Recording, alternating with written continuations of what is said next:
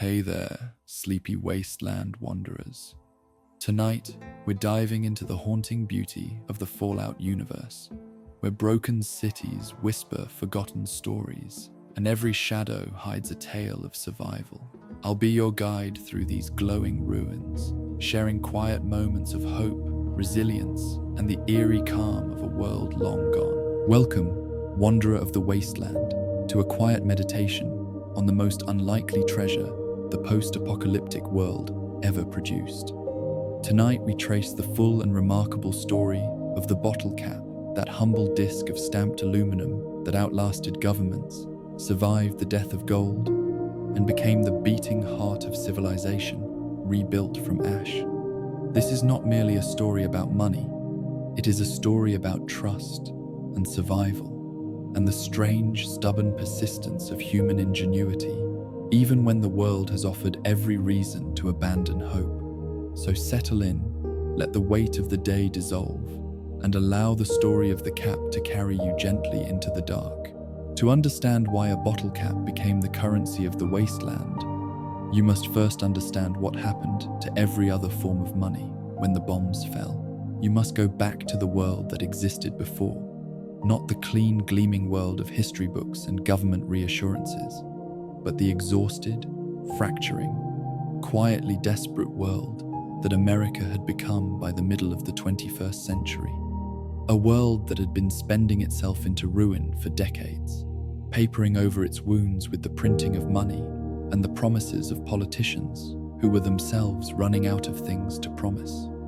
A world that had mistaken momentum for stability and the absence of immediate collapse for the presence of lasting health. The United States dollar, in the years leading up to the Great War, was a currency built entirely on faith. This is true of all fiat money currency that derives its value not from any physical substance, but from the collective agreement of the people who use it, underwritten by the authority and perceived permanence of the government that issues it.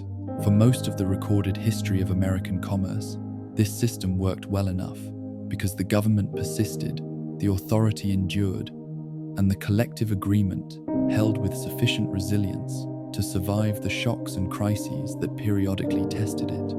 The dollar bought bread because everyone agreed it bought bread, and as long as that agreement remained intact and the institutions sustaining it continued to function, the system reproduced itself with the quiet automaticity of something too embedded in daily life to require conscious maintenance.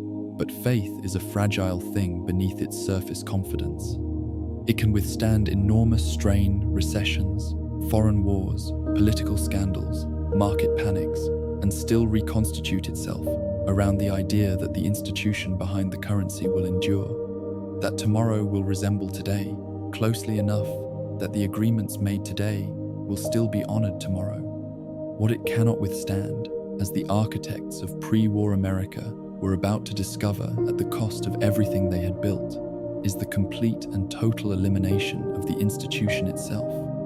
Not the weakening of it, not the reform of it, not even the temporary suspension of it, the permanent, physical, irreversible destruction of it, along with every person who staffed it, and every building that housed it, and every record that documented its operations.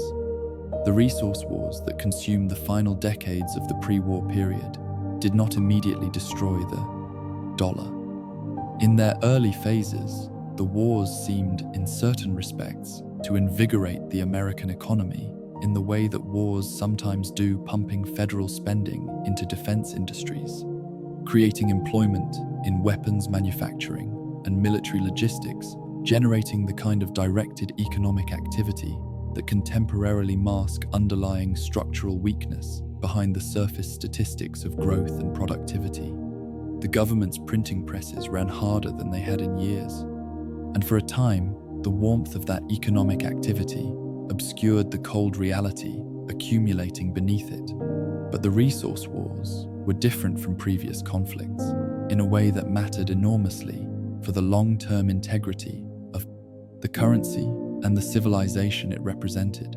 They were fought not over ideology or abstract territorial ambition, but over the physical resources that underpinned economic activity itself. Oil, minerals, fresh water, arable land. Every barrel of petroleum consumed by the war machine was a barrel that could not be converted into the electricity and fuel that powered the commerce, giving the dollar its practical value. Every city, reduced to rubble in a foreign theater of operations, was a market that would never purchase American exports. Every resource, extracted from conquered territories, came with a timeline, attached the timeline of its exhaustion, and when exhaustion arrived, the economic logic that had justified the conquest would dissolve along with the resource that had inspired it. The annexation of Canada in 2076 was perhaps the most legible sign that the United States had abandoned any pretense of moral or economic restraint in its pursuit of continued survival. Here was a peaceful neighbor, a nation bound to America by geography and generations of shared culture and mutual commercial dependence, absorbed by military force into an expanding empire that was growing not from confidence, but from desperation. The resources of Canada, oil, timber, water, were consumed by an American economy already exhibiting the symptoms of structural dysfunction that no amount of military acquisition could cure. Inflation was climbing. The manufacturing base was hollowing out. Veterans returning from overseas brought with them not the triumphant energy of victors, but the haunted, diminished quietness of men who had done things they could not discuss in company, they could no longer fully inhabit. By October of 2077, the dollar was still technically in circulation, still accepted in shops and used to pay wages, still printed with the solemn confidence of an institution that could not afford to acknowledge its own fragility. Pre-war Americans went about their lives using paper money and electronic transactions and credit accounts administered by banks that kept their ledgers in order and their interest rates consistent, and their lobbying offices well-staffed in Washington. They bought groceries and paid rent and argued about taxes and worried about the future in the particular way of people who sense that something fundamental is wrong but cannot precisely name what it is or when the reckoning will arrive. They went to sleep on the night of October 22nd in a world where the dollar meant something, where the Federal Reserve existed, where the Treasury was a building with employees and procedures and institutional continuity stretching back nearly 3 centuries. They did not wake into the same world.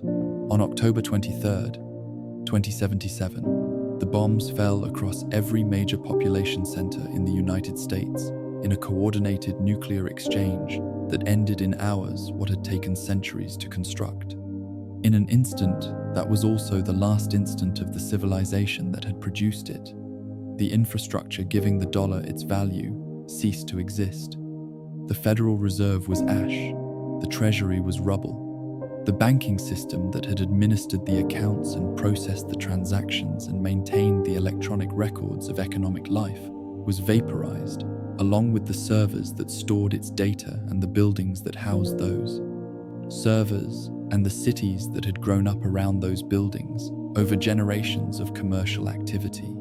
The government itself, the specific institution whose authority underwrote the entire monetary system, whose continued existence was the only real answer to the question of why a piece of printed paper was worth anything at all, was either destroyed outright or so fractured and dispersed and deprived of the infrastructure it needed to function that its continued nominal existence was indistinguishable, in practical terms, from its complete absence.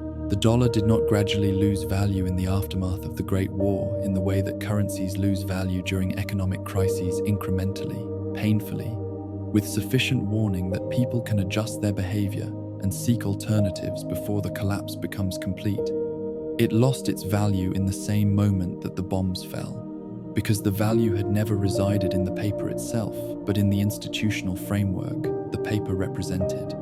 And that framework was gone before the dust of the first detonation had settled. A Federal Reserve note in the pocket of a survivor on October 24th was not even usefully combustible, too small, too few. too damp with the sweat of fear to matter in a landscape where entire cities were already burning without anyone's assistance.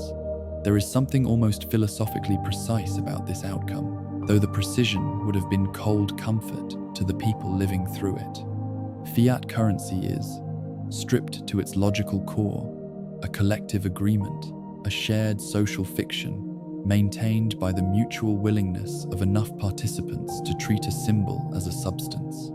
The agreement is not fragile in ordinary circumstances because the social fabric that sustains it is dense and redundant, woven through institutions and habits and commercial relationships that persist through most individual crises without fundamental disruption. But it is ultimately dependent on the existence of the collective that agrees. And when the collective is incinerated, not metaphorically but physically, not partially but comprehensively, the agreement dissolves along with it, leaving behind only the paper that had represented it, which is to say nothing of any value at all. The survivors who crawled out of basements and drainage tunnels and fortuitous shelters in the days following the exchange did not mourn the dollar because they had no energy left for abstract mourning. They were too immediately concerned with water, with food, with the quality of the air they were breathing, and the degree to which the ground they were standing on was actively irradiating them. The economy of the post-war weeks was not an economy in any recognizable sense, but a series of individual survival decisions made under conditions of extreme uncertainty by people whose planning horizon had collapsed from decades to hours. You found what you needed and held what you found, and moved when staying became more dangerous than moving. Money, in these circumstances, was not merely irrelevant, but unimaginable, a concept so thoroughly dependent on the social complexity that had just been destroyed that it could not be meaningfully applied to a situation that had been reduced to its most elemental components. The dollar had required a civilization to mean anything. The civilization was gone. And the long, slow, painful, ultimately remarkable process of building something new from the ashes, including, eventually, something that would function as money, had not yet begun. It would begin, in time, with the simplest possible elements: surplus, need, and two people willing to trade. But that beginning was still years away, still waiting on the far side of the immediate crisis of survival. Still dependent on the emergence of communities stable enough to produce something beyond their own immediate needs. The dollar was dead. What would replace it had not yet been imagined by anyone still alive to imagine it.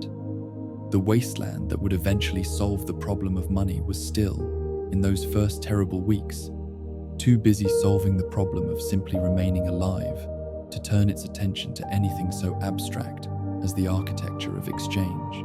But the caps were already there, scattered across every ruin of every city, sealed inside the machines of a corporation that had spent decades making itself ubiquitous, waiting in the dark for someone to understand what they could become. In the days and weeks immediately following the Great War, the concept of money did not simply become irrelevant, it became invisible.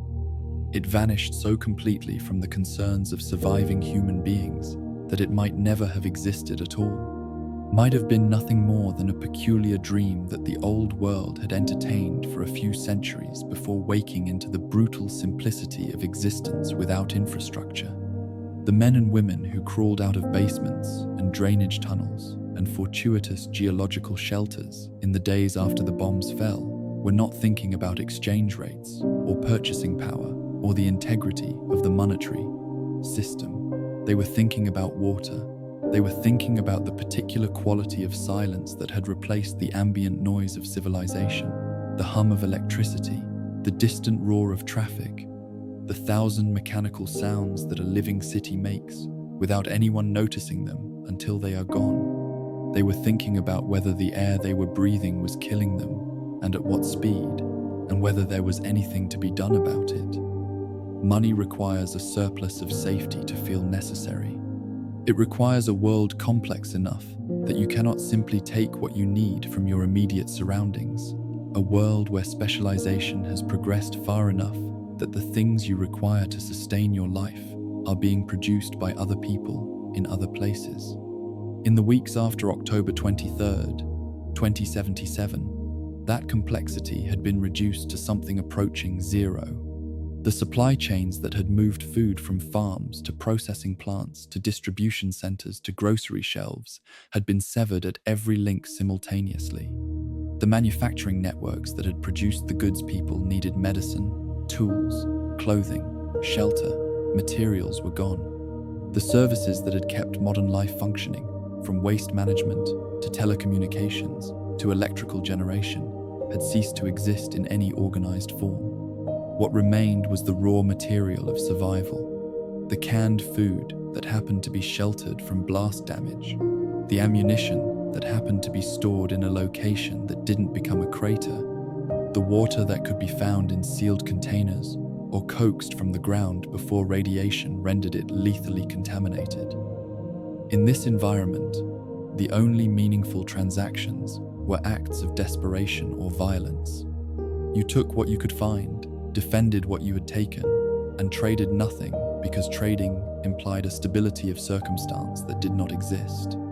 A man who agreed to exchange his ammunition for someone else's food was making a bet on the future that he would have time to eat the food before someone killed him for it, that the food itself was not contaminated enough to kill him before the ammunition would have been useful. In the immediate aftermath, these bets were too uncertain to make.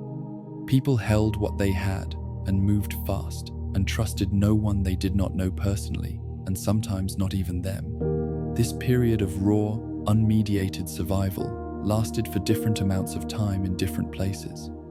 In regions that had absorbed direct strikes, it lasted until there was almost no one left to move through the ruins.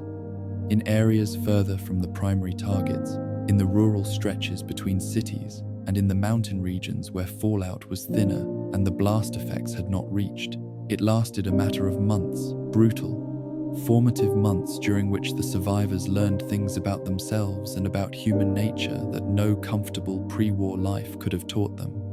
They learned that the instinct to help a stranger and the instinct to protect yourself from a stranger were not as easily distinguishable as they had believed. They learned that desperation made people unrecognizable, that the same person who had been a kind neighbor or a reliable co-worker could become something colder and more frightening when the options available to them narrowed sufficiently.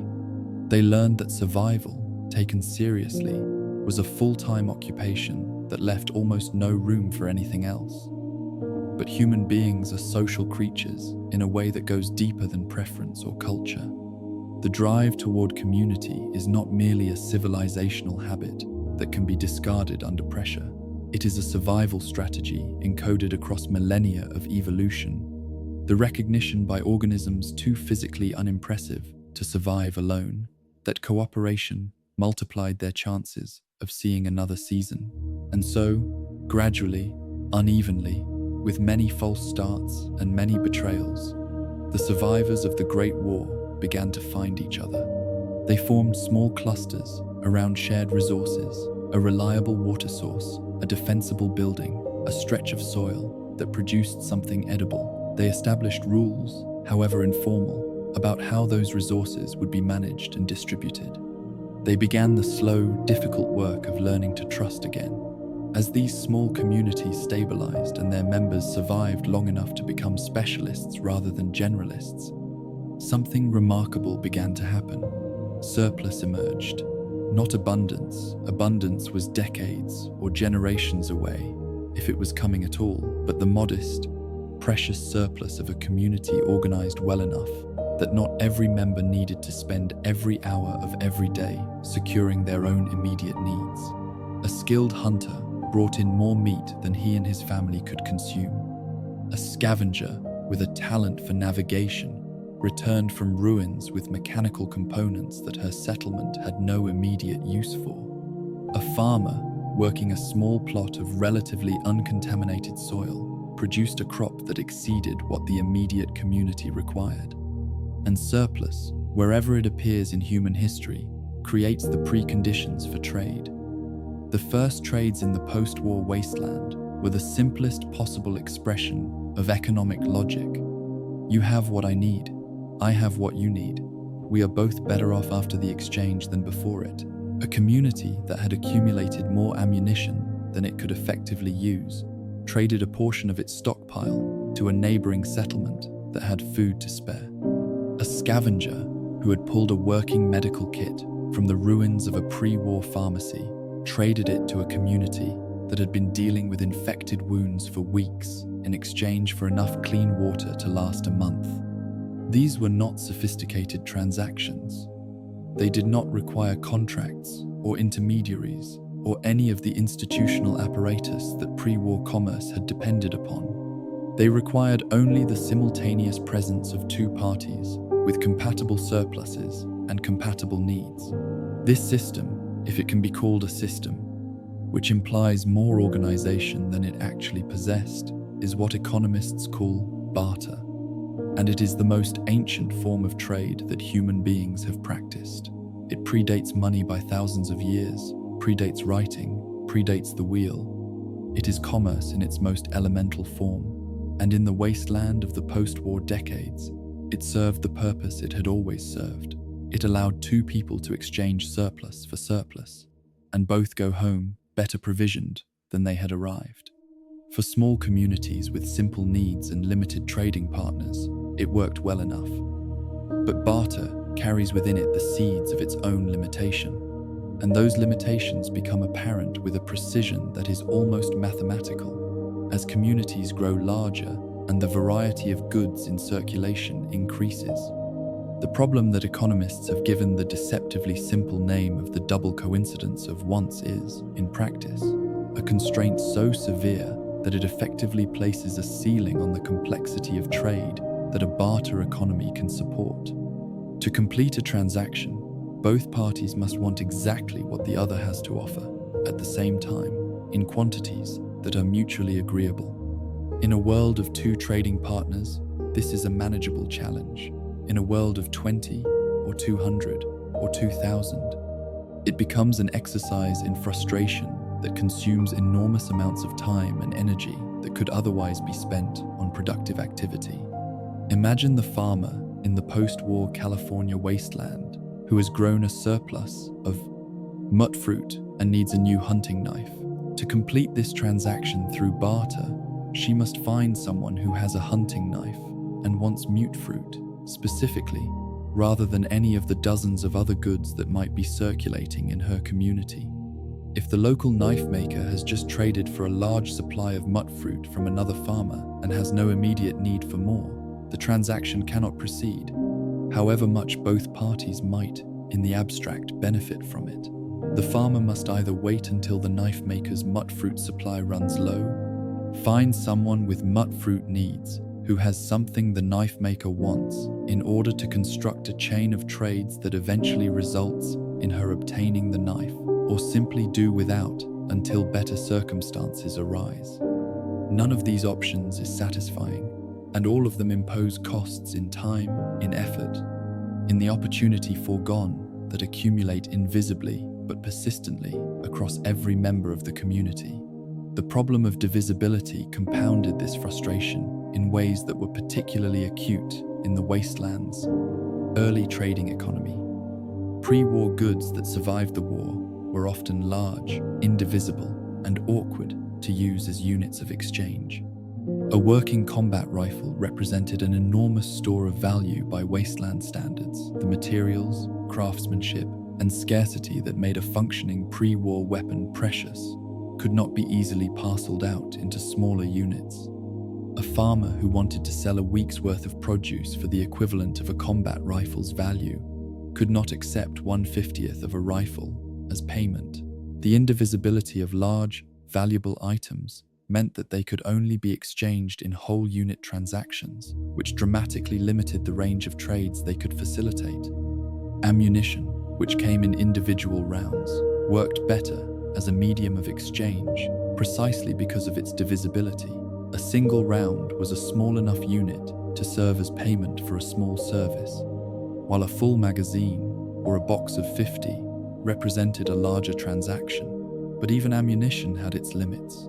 It was heavy, bulky, and its value fluctuated wildly depending on what weapons were in use in a given region and how dangerous the local environment was. The weight of barter was not merely metaphorical but literal. A wastelander hoping to travel between settlements and conduct trade along the way had to carry their trading goods as physical cargo, which meant that the economics of what you could trade was directly constrained by what you could lift and how far you could walk while carrying it. A caravan Brahmin solved part of this problem by multiplying the carrying capacity of a single trader, but it introduced its own costs and complications. The efficient trader wanted to carry goods that were light, durable, universally desired, and came in small enough units to be used as change, a set of requirements that pointed, almost inevitably, towards something that looked very much like a coin.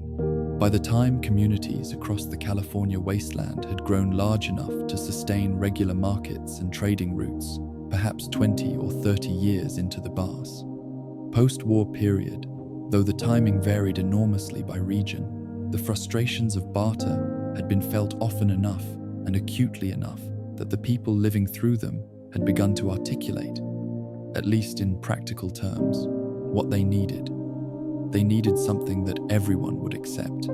They needed something that could be carried without effort and stored without decay. They needed something that came in small enough units to make change, but could be accumulated in large enough quantities to represent significant value. They needed, though most of them would not have used this word, a currency. The age of barter had served its purpose in the way that improvised solutions always do, imperfectly, inefficiently, but well enough to bridge the gap between the collapse of one system and the emergence of another. It had kept trade alive during the years when trade was barely alive, had maintained the habit of exchange and the logic of mutual benefit through decades, when those habits and that logic might easily have been forgotten. The people of the wasteland had rediscovered, through hard experience and daily frustration, a truth that the pre-war world had known so thoroughly that it had stopped thinking about it: that civilization, in the most practical sense of the word, requires a common medium of exchange. It requires money, and in the trading town of the Hub, on the dusty crossroads of the California wasteland, someone was about to invent it again. The Hub did not begin as a city. It did not begin with walls or laws or the deliberate intention of anyone who sat down and decided that here, in this particular stretch of the California wasteland, a great trading center would be built. It began, as most things in the post-war world began, with the logic of geography pressing itself upon the decisions of desperate people. It began with water and roads and the simple arithmetic of survival that told travelers moving through the irradiated landscape of Southern California that certain routes were safer than others, certain waypoints more reliably provisioned, certain crossroads worth the detour. The region that would become the Hub sat at the convergence of several natural corridors through the wasteland, the kind of geographic positioning that had made certain locations important long before the bombs fell and continued to make them important long after. Water was accessible there, not in great abundance, not without effort, but accessible in ways that mattered enormously to caravans moving through terrain where water sources were separated by distances that could kill an unprepared traveler. Shade and shelter were available in the ruins of pre-war structures that had survived the war with enough structural integrity to be useful. And most importantly, the routes that connected the scattered communities of the California wasteland happened to pass through or near this location in sufficient numbers that a traveler arriving there had a reasonable chance of encountering someone moving in the direction they needed to go. In the decades following the Great War, this geographic logic expressed itself as the slow accretion of a settlement around the crossroads. First, a camp where traders rested. Then, a more permanent structure where a particularly canny survivor realized that providing reliable shelter and a known location created value that other travelers would pay for in whatever medium of payment the moment allowed. Then a small cluster of permanent residents whose livelihoods depended on serving the needs of the people passing through. The hub grew not by plan, but by the compounding logic of usefulness, each addition to the settlement making it slightly more worthwhile for traders to stop there, each trader who stopped making it slightly more worthwhile for new services and goods to be offered. This is how trading towns have always formed, in every era of human history and on every continent where routes of commerce intersected with reliable resources. The hub was, in this sense, not a post-war invention, but a post-war rediscovery of a pattern as old as civilization itself. By the time the hub had grown into a proper town, perhaps a generation after the war, though the precise timeline is difficult to reconstruct with certainty, it had developed the characteristic institutions of a trading center. There were merchants with permanent stalls and established inventories. There were caravans that used the hub as a base of operations rather than merely a waypoint, organizing their routes outward from its central market and returning to replenish their stocks and sell what they had gathered. There were services aimed specifically at the traveling trade, repair of weapons and equipment, treatment of injuries and radiation sickness, food and accommodation at prices that reflected the captive demand of people who had been walking through the desert for days and were not in a position to negotiate from strength. And there was, above all other resources, in the California wasteland, water. The water merchants of the hub were not its founders, but they became its most important residents, and the distinction between those two things is worth dwelling on for a moment. Founding a community requires a kind of generalized courage and endurance, the willingness to stay in one place and build something permanent when the safer option is to keep moving. Becoming the most important residents of that community requires something more specific. It requires the ownership of a resource that every other member of the community needs, combined with the organizational sophistication to convert that ownership into sustained economic power. The water merchants possessed both qualities in abundance, and the physical infrastructure that underpinned their power was as straightforward as it was decisive.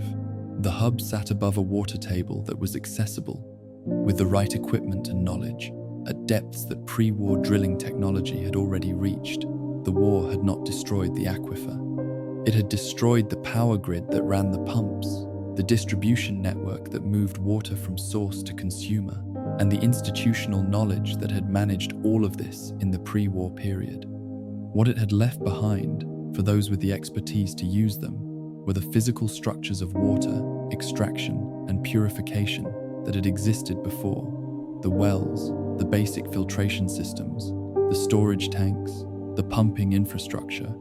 Getting these systems operational again required engineering knowledge, replacement parts scavenged from the ruins, and the organizational capacity to manage the work over months or years.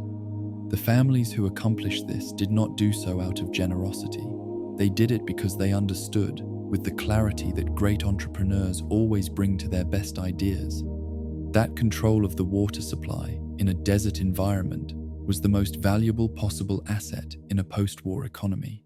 With the hub's purification plant and pumping station operational and in their hands, the water merchants occupied an economic position without parallel in the California wasteland. Everyone needed water. Not in the way that people need luxury goods, or even the way they need manufactured commodities, but in the way that living organisms need the specific chemical compound that comprises the majority of their bodies. The compound whose absence causes incapacitation within days and death within a week under normal conditions. You could go without ammunition if you were careful. You could go without medicine if you were lucky. You could not go without water, not for long, not under any circumstances. The merchants who controlled the hub's clean water supply controlled, in the most literal sense, something that every person in the region could not live without. For a time, this power expressed itself directly and without intermediary. Clean water was traded for goods and services at rates that reflected its scarcity and necessity. A traveler arriving at the hub could purchase water in exchange for ammunition, food, tools, labor, information, whatever they possessed that the merchants found useful. This was barter in its most straightforward form, and it worked, but it carried all the limitations of barter that the broader wasteland economy was already straining against. The merchants accumulated goods they didn't always need. Traders who wanted water had to arrive carrying something the merchants currently wanted. The transactions were individually negotiated, time-consuming, and dependent on the continuous maintenance of a mental ledger of relative values that became more complex as the hub's trading volume increased. The insight that transformed this situation was not, on its surface, a dramatic one. It was the kind of insight that seems obvious in retrospect, as the best economic innovations always do. The kind that makes you wonder why no one thought of it sooner, until you remember that someone did have to think of it first, and that first is everything. The water merchants proposed to peg the value of a physical object to water, to create a token that represented a defined quantity of their product, and circulate that token as a medium of exchange. You could bring the token to the hub and redeem it for water at a fixed and guaranteed rate whenever you chose. In the meantime, you could use the token to buy anything else you wanted from anyone else who was willing to accept it, because everyone knew that the token was ultimately redeemable for the resource that everyone needed. This is, stripped to its logical structure, exactly how the most successful currencies in human history have worked. The token does not need to be intrinsically valuable. It does not need to be made of gold or silver or any substance with inherent utility. It needs only to be credibly redeemable for something that is intrinsically valuable, and it needs the institution making that promise to be trusted to keep it. The water merchants of the hub had, perhaps without articulating it in these terms, reinvented the fundamental principle of commodity-backed currency in the ruins of a civilization that had spent centuries refining, and then abandoned that principle in favor of the more abstract architecture of fiat money. They had gone back to basics, as the wasteland had forced everyone to go back to basics, and in doing so they had found something that worked. The object they chose to serve as the token was a bottle cap. The decision had a practical logic that rewarded the choosing. Bottle caps were abundant in the post-war wasteland, in the specific way that the detritus of a consumer civilization is abundant scattered everywhere, produced in quantities that reflected the pre-war American appetite for bottled beverages, durable enough to survive the decades since the war without significant degradation. The Nuka-Cola Corporation alone had distributed its products across every state and territory of the pre-war nation, and each bottle that had been opened and discarded had left behind a cap that now sat in the ruins of houses and shops and rest stops across the continent, inert, valueless, waiting to be given meaning by someone with the imagination to see past their mundane origins. The water merchants had that imagination.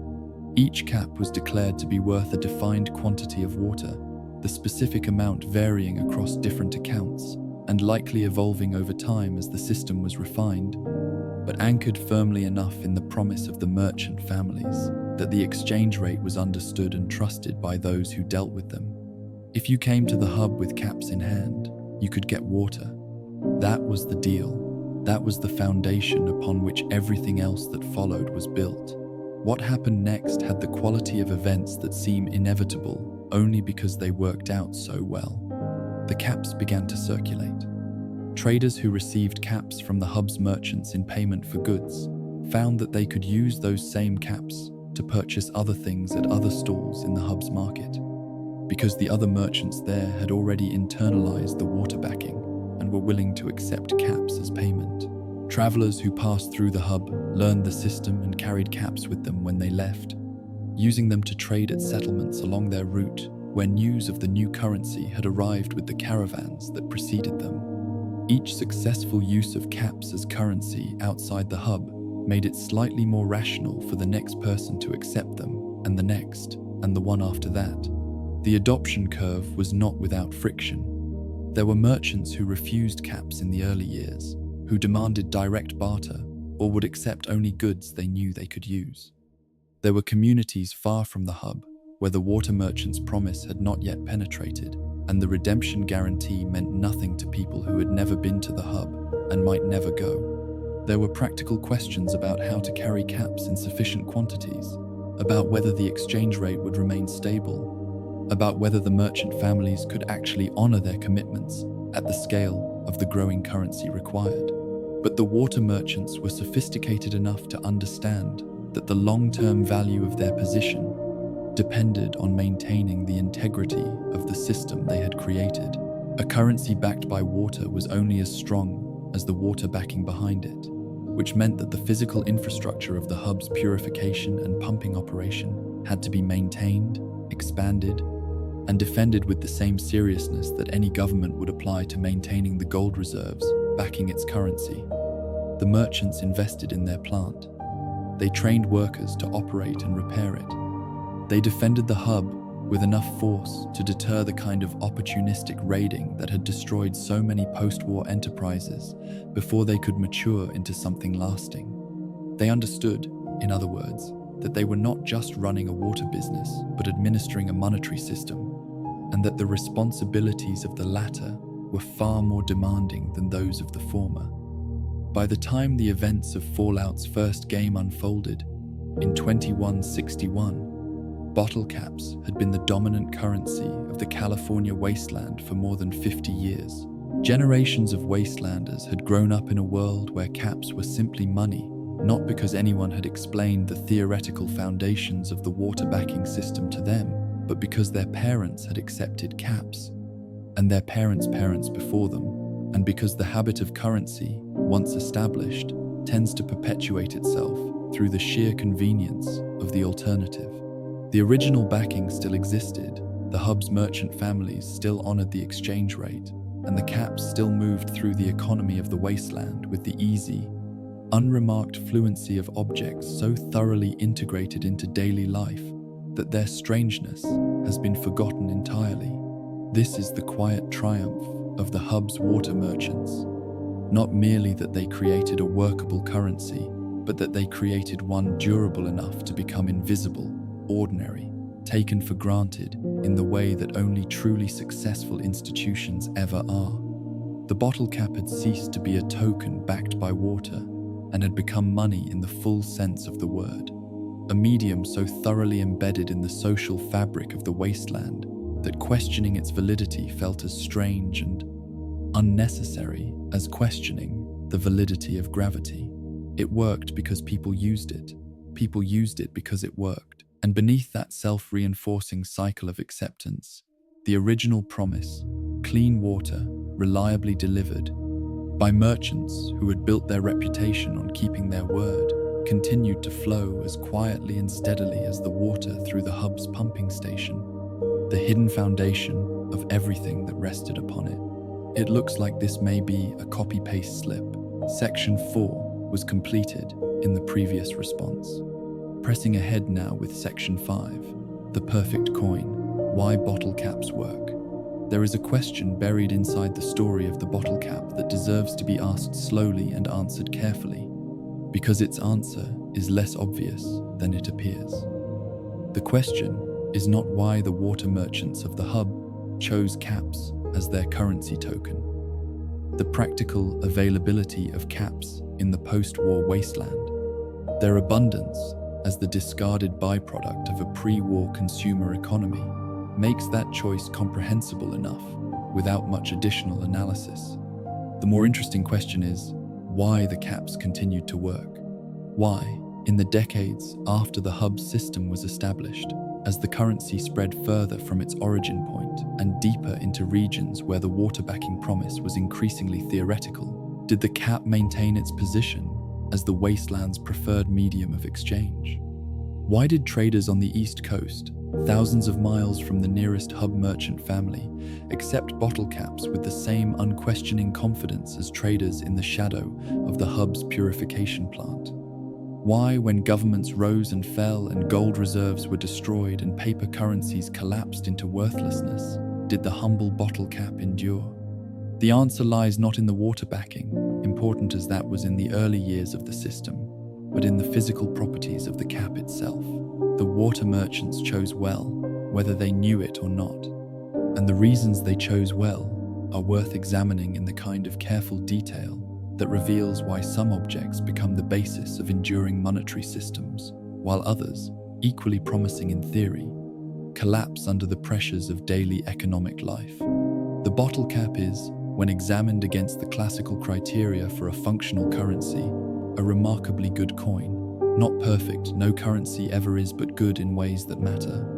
And good in ways that address specifically the failures and frustrations that had made the barter economy of the early wasteland so difficult to sustain.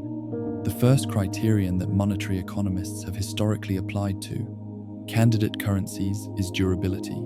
Money must persist. It must survive being carried in pockets and pouches, dropped in the dirt, exposed to weather, passed from hand to hand thousands of times across the span of years.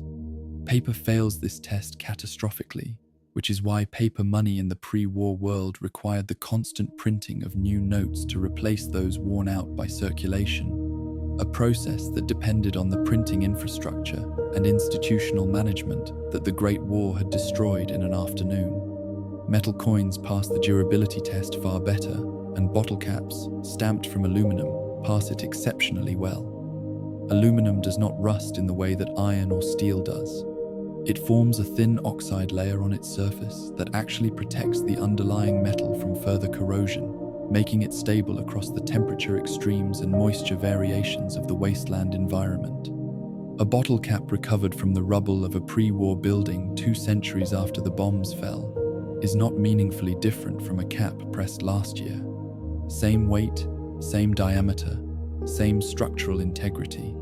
The wasteland had no printing press for replacing worn currency, which meant the currency it used had to survive without replacement, and caps survived. Portability is the second criterion, and here again the cap performs with a precision that seems almost designed for the purpose. The economics of carrying money are not trivial, particularly in a world where every pound of weight on a traveler's back represents a caloric cost and a physical limit on how far and how fast they can move. Pre-war coinage, the quarters and dimes and dollars of the old American monetary system, had been designed for portability in a world where most transactions were completed electronically and physical coins served mainly as small denomination change. Bottle caps are lighter than most pre-war coins, stackable without locking together in ways that make them difficult to separate, and compact enough that a significant sum could be carried in a small leather pouch that added negligible weight to a wastelander's pack. Compared to the alternative carting around trade goods heavy enough to represent meaningful value, a pouch of caps was so obviously superior that the practical argument for adopting them required almost no articulation. You felt the difference in your shoulders after the first day of travel. Uniformity is the third criterion, and it is perhaps the most underappreciated of the qualities that made caps workable as currency. For a medium of exchange to function smoothly, each unit must be reliably identical to every other unit of the same denomination. This is why coins are round and minted to precise specifications, because a coin whose weight or composition varied unpredictably from specimen to specimen would require individual assaying at every transaction, reintroducing the friction and uncertainty that currency is supposed to eliminate. Bottle caps, being the product of industrial manufacturing processes designed to produce identical units at high speed and low cost, were inherently standardized. Every Nuka-Cola cap was the same diameter, the same gauge of aluminum, the same basic weight. A merchant accepting payment in caps did not need to weigh each one or test its composition. The uniformity was guaranteed by the same industrial precision that had made bottling operations economically viable in the pre-war world, and that precision persisted in the caps themselves long after the machinery that produced them had been destroyed. The question of limited supply is where the cap story becomes genuinely remarkable, because the scarcity that made caps valuable was not deliberately engineered by the water merchants. It was an accidental gift from the destruction of the war itself. In a healthy pre-war economy, the Nuka-Cola Corporation and its competitors produced bottle caps by the billions, in factories running multiple shifts, using industrial pressing equipment that could stamp out hundreds of caps per minute. The economic value of a bottle cap in this environment was essentially zero as an independent object. It was packaging, a functional necessity of the beverage distribution system, worth a tiny fraction of a cent and discarded without thought the moment the bottle was opened. The Great War changed this calculation by destroying most of the manufacturing infrastructure that produced new caps. The bottling plants, the pressing machinery, the distribution networks, the corporate supply chains, all of it vaporized or irradiated or structurally collapsed in ways that prevented operation. What remained was the existing stock of caps, finite and fixed, scattered across the ruins of the pre-war world. This accidental scarcity was economically invaluable. One of the most persistent and dangerous problems in monetary history is the temptation to create more money than the underlying economy can absorb, to print currency faster than economic activity expands. Flooding the system with units whose increased quantity means each individual unit purchases less than it did before.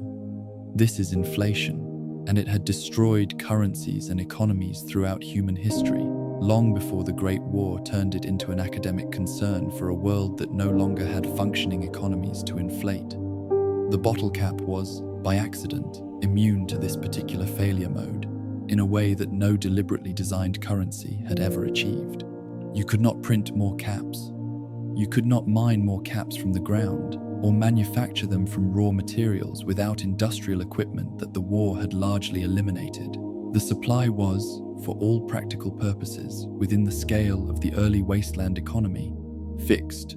The counterfeiting barrier that complemented this natural scarcity was equally significant and equally a product of the cap's specific design rather than any deliberate anti-counterfeiting measure. Coins throughout history had been vulnerable to counterfeiting by anyone with access to the right metals and a mold of sufficient precision. A metallurgist with modest resources could produce a convincing copy of most pre-war coins, and the history of monetary systems is partly a history of the arms race between mints trying to make their coins uncopyable and counterfeiters trying to copy them anyway. Bottle caps defeated this arms race not through sophisticated anti-counterfeiting technology, but through the practical difficulty of replicating a two-component object without industrial equipment. A genuine Nuka-Cola cap consists of two parts: the metal disc, crimped at the edge in a specific pattern, and the printed paper or foil label affixed to the interior face of the cap that identifies the brand.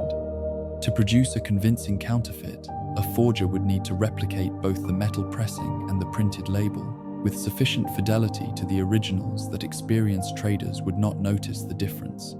The first challenge required a bottle cap press a specific piece of industrial machinery that was rare in the post-war world. The second challenge required printing equipment capable of reproducing the distinctive label designs of Nuka-Cola and Sunset Sarsaparilla with enough accuracy to fool people who had been handling genuine caps their entire lives. The most recognizable brands were, in this sense, the most valuable ones for monetary purposes. A Nuka-Cola cap, with its bright red and white color scheme and its cheerful corporate logo, was one of the most recognizable objects in the pre-war American visual landscape, the product of decades of aggressive marketing by a corporation that had spent enormous resources making its branding instantly and universally identifiable. Every wastelander who had grown up rummaging through pre-war ruins knew what a genuine Nuka-Cola cap looked like, which meant that a convincing forgery required not merely technical competence, but the reproduction of a design so deeply embedded in collective memory that the slightest deviation would be noticed. Sunset Sarsaparilla caps carried similar recognition in the Western wasteland, their distinctive star and script design as familiar to Mojave traders as Nuka-Cola's branding was to Californians. The corporation's investment in brand recognition had, entirely without intending to, created an anti-counterfeiting infrastructure that no deliberate monetary design could have matched. It is worth pausing here to appreciate what all of these properties add up to. A currency that is durable enough to survive decades of hard use without degradation, light enough to carry in useful quantities without physical strain, uniform enough that each unit is interchangeable with every other unit without individual inspection, scarce enough that its supply cannot be easily inflated, difficult enough to counterfeit that forgeries remain too rare to destabilize the system. These are not merely the properties of a passable post-apocalyptic improvisation. They are the properties of an excellent currency by any standard, the kind of monetary object that historians of money would describe as well-suited to its economic environment. The bottle cap did not succeed in the wasteland, despite being a bottle cap. It succeeded, in large part, because of what being a bottle cap specifically meant in terms of the physical and manufacturing characteristics that the pre-war world had given it. And then there was the distribution. The water merchants of the hub did not need to organize a currency rollout. They did not need to mint coins and ship them to regional centers and manage the logistics of getting new currency into circulation across a territory that covered hundreds of miles of irradiated desert. The Nuka-Cola Corporation had already done this for them, decades before the war, in the course of ordinary commercial operations. The bright red vending machines that had dispensed Nuka-Cola for cents on the dollar in every city and town and roadside stop in pre-war America had left behind. In their sealed interior compartments and in the millions of discarded caps that surrounded every place where people had gathered and drunk and carelessly tossed the metal discs aside, a distributed supply of ready-made currency that required no central management to exist. It was already there. It had always been there. The hub's merchant families simply declared it to be money, backed it with water, and watched as the logic of the system spread outward along the trade routes that their caravans were already traveling. This convergence of accidental properties, the durability, the portability, the uniformity, the scarcity, the counterfeiting resistance, the pre-existing distribution is what makes the bottle cap's success feel, in retrospect, not just understandable, but inevitable. Given the specific conditions of the post-war wasteland, given the destruction of alternative monetary infrastructure, given the survival of billions of caps scattered across a continent, given the existence of a resource like water, whose universal necessity could back a currency promise credibly enough to get the system started, the cap was not merely a reasonable choice. It was, in the particular circumstances of that particular world, very nearly the only choice that could have worked as well as it did. The wasteland did not choose the cap because it was the best currency anyone could imagine. It chose the cap because the cap was there, and it was suited, and it held, and in the mathematics of a world rebuilding itself from nothing, those three qualities, presence, suitability, endurance, were all that currency ever needed to be. It looks like Section 5 was already written in the previous response when the Section 4 duplicate came through. Pressing ahead now with Section 6, Nuka-Cola's accidental empire. Before the Great War reduced the American continent to ash and silence, the Nuka-Cola Corporation had accomplished something that no government program, no public infrastructure initiative, and no competing commercial enterprise had managed to achieve. It had placed itself reliably and redundantly everywhere. Not everywhere in the approximate sense that large corporations use when they describe their market penetration, gesturing at impressive percentages while quietly acknowledging the gaps. Everywhere in the literal, geographic, exhaustive sense. Nuka-Cola vending machines stood in hospital waiting rooms and highway rest stops and school cafeterias and office building lobbies and military bases and rural diners and urban convenience stores and beachside concession stands from one coast to the other. The corporation had branches in every major city, distribution networks threading through every region, supply chains so thoroughly integrated into the commercial infrastructure of pre-war America that removing them would have required the kind of systematic effort that no one had any reason to apply. Nuka-Cola was not merely a soft drink. It was, by the middle of the 21st century, a feature of the American landscape as taken for granted as paved roads and electrical lighting, and almost as ubiquitous. The corporation had achieved this position through a combination of aggressive, early expansion, ruthless competitive practices, and a marketing apparatus of extraordinary sophistication that had spent decades embedding the Nuka-Cola brand into the emotional life of American consumers. The bright red of the vending machines was a color that generations of Americans associated not merely with a beverage, but with refreshment itself, with the small, reliable pleasure of a cold drink on a hot day, with the familiar comfort of finding something recognizable in an unfamiliar place. The corporation understood that it was not selling carbonated water and artificial flavoring. It was selling the feeling of the familiar, and it had cultivated that feeling with the patient. Methodical intensity of an institution that knew its product's actual value was almost entirely psychological. None of this was relevant to the post-war world in any commercial sense.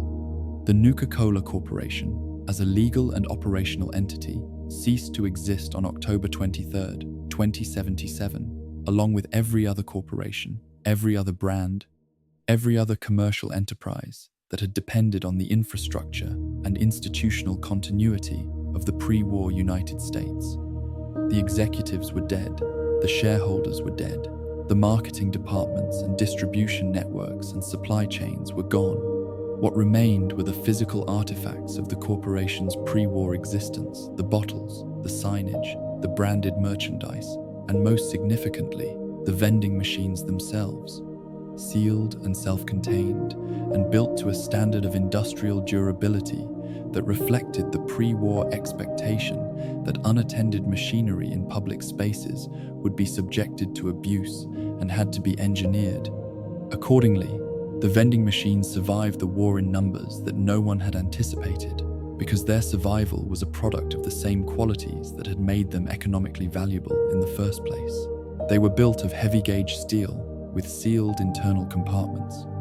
They were designed to resist tampering, to withstand the kind of physical assault that bored teenagers and frustrated customers routinely directed at unresponsive dispensing equipment. They were placed in locations throughout the pre-war world that ranged from exposed outdoor settings to sheltered interior spaces, and the ones in sheltered locations inside buildings that retained enough structural integrity to protect their contents from direct blast effects, and the worst of the fallout emerged from the war with their internal mechanisms intact and their contents preserved behind sealed glass. A wastelander cracking open a Nuka-Cola vending machine 2 centuries after the war could, in the right circumstances, find bottles that were still sealed, still pressurized, still containing the original carbonated beverage that the machine had been stocked with on the last day before the bombs fell. And each of those bottles wore a cap. The transformation of the vending machine from beverage dispenser to improvisational currency repository happened gradually and without central coordination, following the spread of news about the hub's cap-based monetary system along the same caravan routes that carried every other piece of commercial and practical information through the wasteland. Communities that received word of the new currency system and found themselves wondering how to participate in it, how to acquire starting capital in the new medium of exchange without making the journey to the hub, without waiting for a caravan that was already carrying caps to pass through, discovered that the answer was sitting in the ruins of the pre-war buildings they had been using for shelter and salvage all along. The logic was elegant in its simplicity. A sealed Nuka-Cola bottle contained a cap. Caps were now currency. Therefore, every accessible Nuka-Cola vending machine in the wasteland was, functionally, a repository of untapped monetary value waiting to be recovered by anyone with the tools and the knowledge to access it.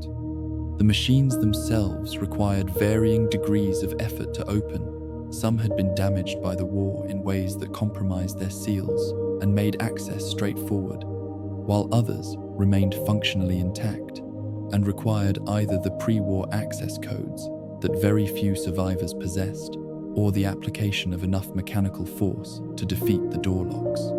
But the effort was invariably worthwhile, because the caps inside were not merely collectible objects but actual money, immediately spendable at the exchange rates that the hub system had established and the caravan networks had spread. What this meant, in practical economic terms, was that the rollout of the cap currency system required no central management, no mint, no distribution apparatus, no government decree ordering citizens to accept the new medium of exchange and surrender the old one. It was self-distributing in the most literal sense, because the pre-war distribution of Nuka-Cola products had already pre-positioned the raw material of the new currency across every inhabited region of the continent. A community in the ruins of what had once been a mid-sized American city, hundreds of miles from the hub and its water merchants, did not need to wait for the new monetary system to reach them through official channels.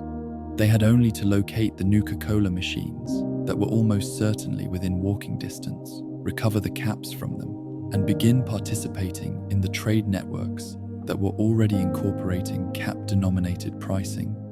The currency came to them because it had been there all along. The Sunset Sarsaparilla Company occupied a parallel position in the western wasteland, particularly in the Mojave and the regions surrounding what would become New Vegas, a regional competitor to Nuka-Cola rather than a national one. Sunset Sarsaparilla had nevertheless achieved sufficient market penetration in its territory that its machines and its bottles were common features of the pre-war landscape west of the Colorado River. Its caps circulated alongside Nuka-Cola caps in the general currency pool of the wasteland economy. The distinction between brands mattering less than the shared properties, the standardized diameter, the crimped aluminum construction, the printed label that made them mutually interchangeable as units of exchange. But the Sunset Sarsaparilla caps carried within them a particular variety of monetary folklore that illustrated something important about how currencies acquire meaning beyond their functional value. Among the bottles that the Sunset Sarsaparilla Company had produced before the war, a small proportion had been capped with a variant design featuring a blue star, a promotional device, in all likelihood, connected to some pre-war marketing campaign whose specific terms had been lost along with the civilization that devised them. These star caps were rarer than standard caps by virtue of having been produced in smaller quantities, and their rarity, combined with the human tendency to attach special significance to objects that are harder to find than their near-identical counterparts, had elevated them into something approaching a legend among Mojave wastelanders. Stories circulated about what the star caps might be worth, what they might entitle their possessor to, whether there was some pre-war promise attached to them that still waited to be redeemed. The specific content of these stories mattered less than their existence, which testified to the way that currencies, once embedded in the life of a community, begin to accumulate layers of meaning that far exceed their original monetary function. This accumulation of meaning was not unique to Sunset Sarsaparilla's star caps. It was visible in the way that people across the wasteland talked about caps in general, not merely as a practical medium of exchange, but as the substance of aspiration and security and freedom, the thing you worked for and saved and carried close to your body, the thing that stood between you and the helplessness of having nothing to offer in a world that ran on exchange. Pre-war Americans had felt something similar about money, but money in the pre-war world had been so thoroughly mediated by banking systems and electronic transactions and abstract financial instruments that the physical notes and coins themselves had become almost symbolic tokens, pointing toward value that existed elsewhere, in accounts and reserves and institutional frameworks that most people never thought about. Caps had no such abstraction. They were money in the most direct and unmediated form. Small physical objects that you could hold in your hand and count and feel, whose weight in your palm was the weight of your own security made tangible. The vending machine had been, in the pre-war world, a symbol of frictionless abundance, the automated dispenser of small pleasures that required no human interaction, that accepted your coins without judgment and delivered your selection without conversation, that promised that the minor comforts of consumer culture were available to you at any hour of the day or night, in almost any location you might find yourself. In the post-war world, the same machines stood as monuments to that vanished abundance, their bright red paint faded or flaking, their glass fronts sometimes intact and sometimes shattered. Their internal mechanisms still occasionally functional in ways that seem to mock the silence around them, but in being repurposed as the first repositories of the wasteland's new monetary system, they became something more interesting than monuments. They became, in their quiet, inanimate way, participants in the rebuilding of civilization, the original distribution network of an economy that would eventually span the continent, still doing their pre-war job of putting caps into people's hands, even though the reason for doing so had changed entirely.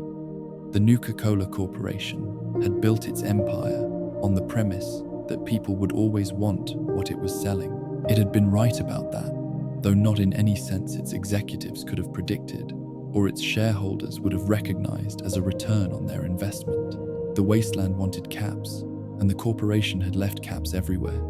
That, in the end, was the entirety of Nuka-Cola's post-war legacy, not the taste of its beverage, not the cleverness of its marketing, not the reach of its brand, but the simple, durable, accidentally perfect fact of the caps themselves, scattered across 2 centuries of rubble, waiting to become the foundation of something new. Section 6 was completed in the previous response. Pressing ahead now with Section 7, the caravans that carried civilization. A currency without circulation is a curiosity. It is an interesting idea, a promising experiment, a local arrangement that might work well enough within the boundaries of the community that invented it, and nowhere beyond. The water merchants of the hub had created something genuinely valuable when they pegged the bottle cap to water and established the exchange infrastructure that gave the new currency its credibility. But the hub was one town in a vast and damaged continent, and the economy that the wasteland needed, the economy that would eventually allow communities separated by hundreds of miles of irradiated desert to specialize and trade and build towards something resembling prosperity, required that the cap travel.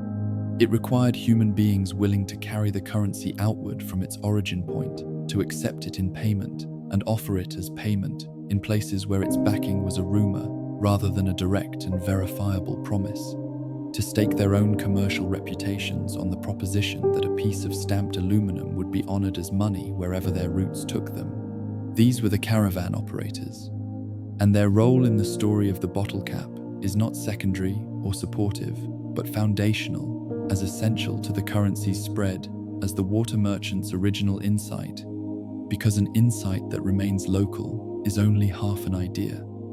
The caravan companies that operated out of the hub and the surrounding California wasteland in the decades following the Great War were not romantic enterprises. They were hard commercial operations run by practical people who had looked at the post-war landscape and seen, beneath the radiation and the ruins and the general atmosphere of terminal despair, the outline of something that had always existed and would always exist wherever human beings clustered together in sufficient numbers to produce surpluses and experience needs, a market. The caravan operators were not idealists attempting to rebuild civilization through the healing power of trade. They were entrepreneurs who understood that getting goods from places where they were plentiful to places where they were scarce was a service that people would pay for, and that the wasteland, for all its dangers and difficulties, offered this opportunity in abundance because the destruction of pre-war infrastructure had eliminated every alternative means of moving goods across distance.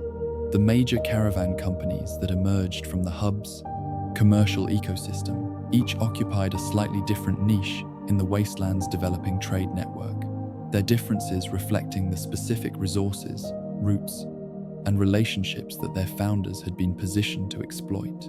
The water merchants themselves were caravan operators, in addition to being the administrators of the cap currency system, their wagons moving water as both commodity and monetary backing along routes that extended outward from the hub into the surrounding desert. The Crimson Caravan Company built its position around the general merchandise trade, moving the full variety of goods that wasteland communities needed: weapons, medical supplies, food, clothing, tools along established routes that eventually stretched from California into Nevada and beyond. The Fargo traders, operating on a somewhat smaller scale, occupied a similar space with a different geographic emphasis, their routes threading through regions that the larger companies found less economically attractive. What all of these operations shared, beyond the obvious commonality of moving goods through dangerous territory with armed escorts, was the practice of conducting their transactions in bottle caps. This was not, in the early years of the hub's currency system, an automatic or unthinking choice.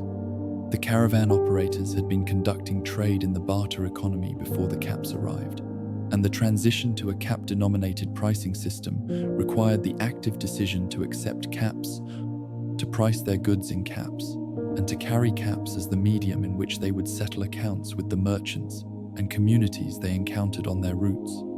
They made this decision because the alternative, continuing to negotiate every transaction through the friction-heavy process of barter, carrying trade goods as both inventory and currency, recalculating relative values at every stop along the route, was demonstrably inferior to the convenience of a standardized medium of exchange, whose value was widely understood and accepted.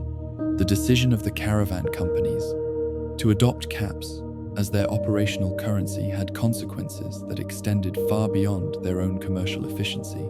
Every settlement that a caravan visited was, in a practical sense, confronted with a choice: accept caps as payment for the goods the caravan was buying, or lose the caravan's business. For most communities, this was not a difficult calculation. The caravans brought goods that the community needed and could not easily produce itself. The caps they offered in payment were objects that other caravans, passing through on different routes, would also accept. And the alternative, refusing caps and insisting on direct barter, meant declining to participate in a trade network that was becoming essential to survival in a world where self-sufficiency at the community level was increasingly difficult to sustain. This dynamic, repeated at settlement after settlement along the caravan routes, is the mechanism by which currencies spread in the absence of government mandate. There was no law requiring anyone in the California wasteland to accept caps as payment. There was no authority with the power to punish refusal or enforce compliance.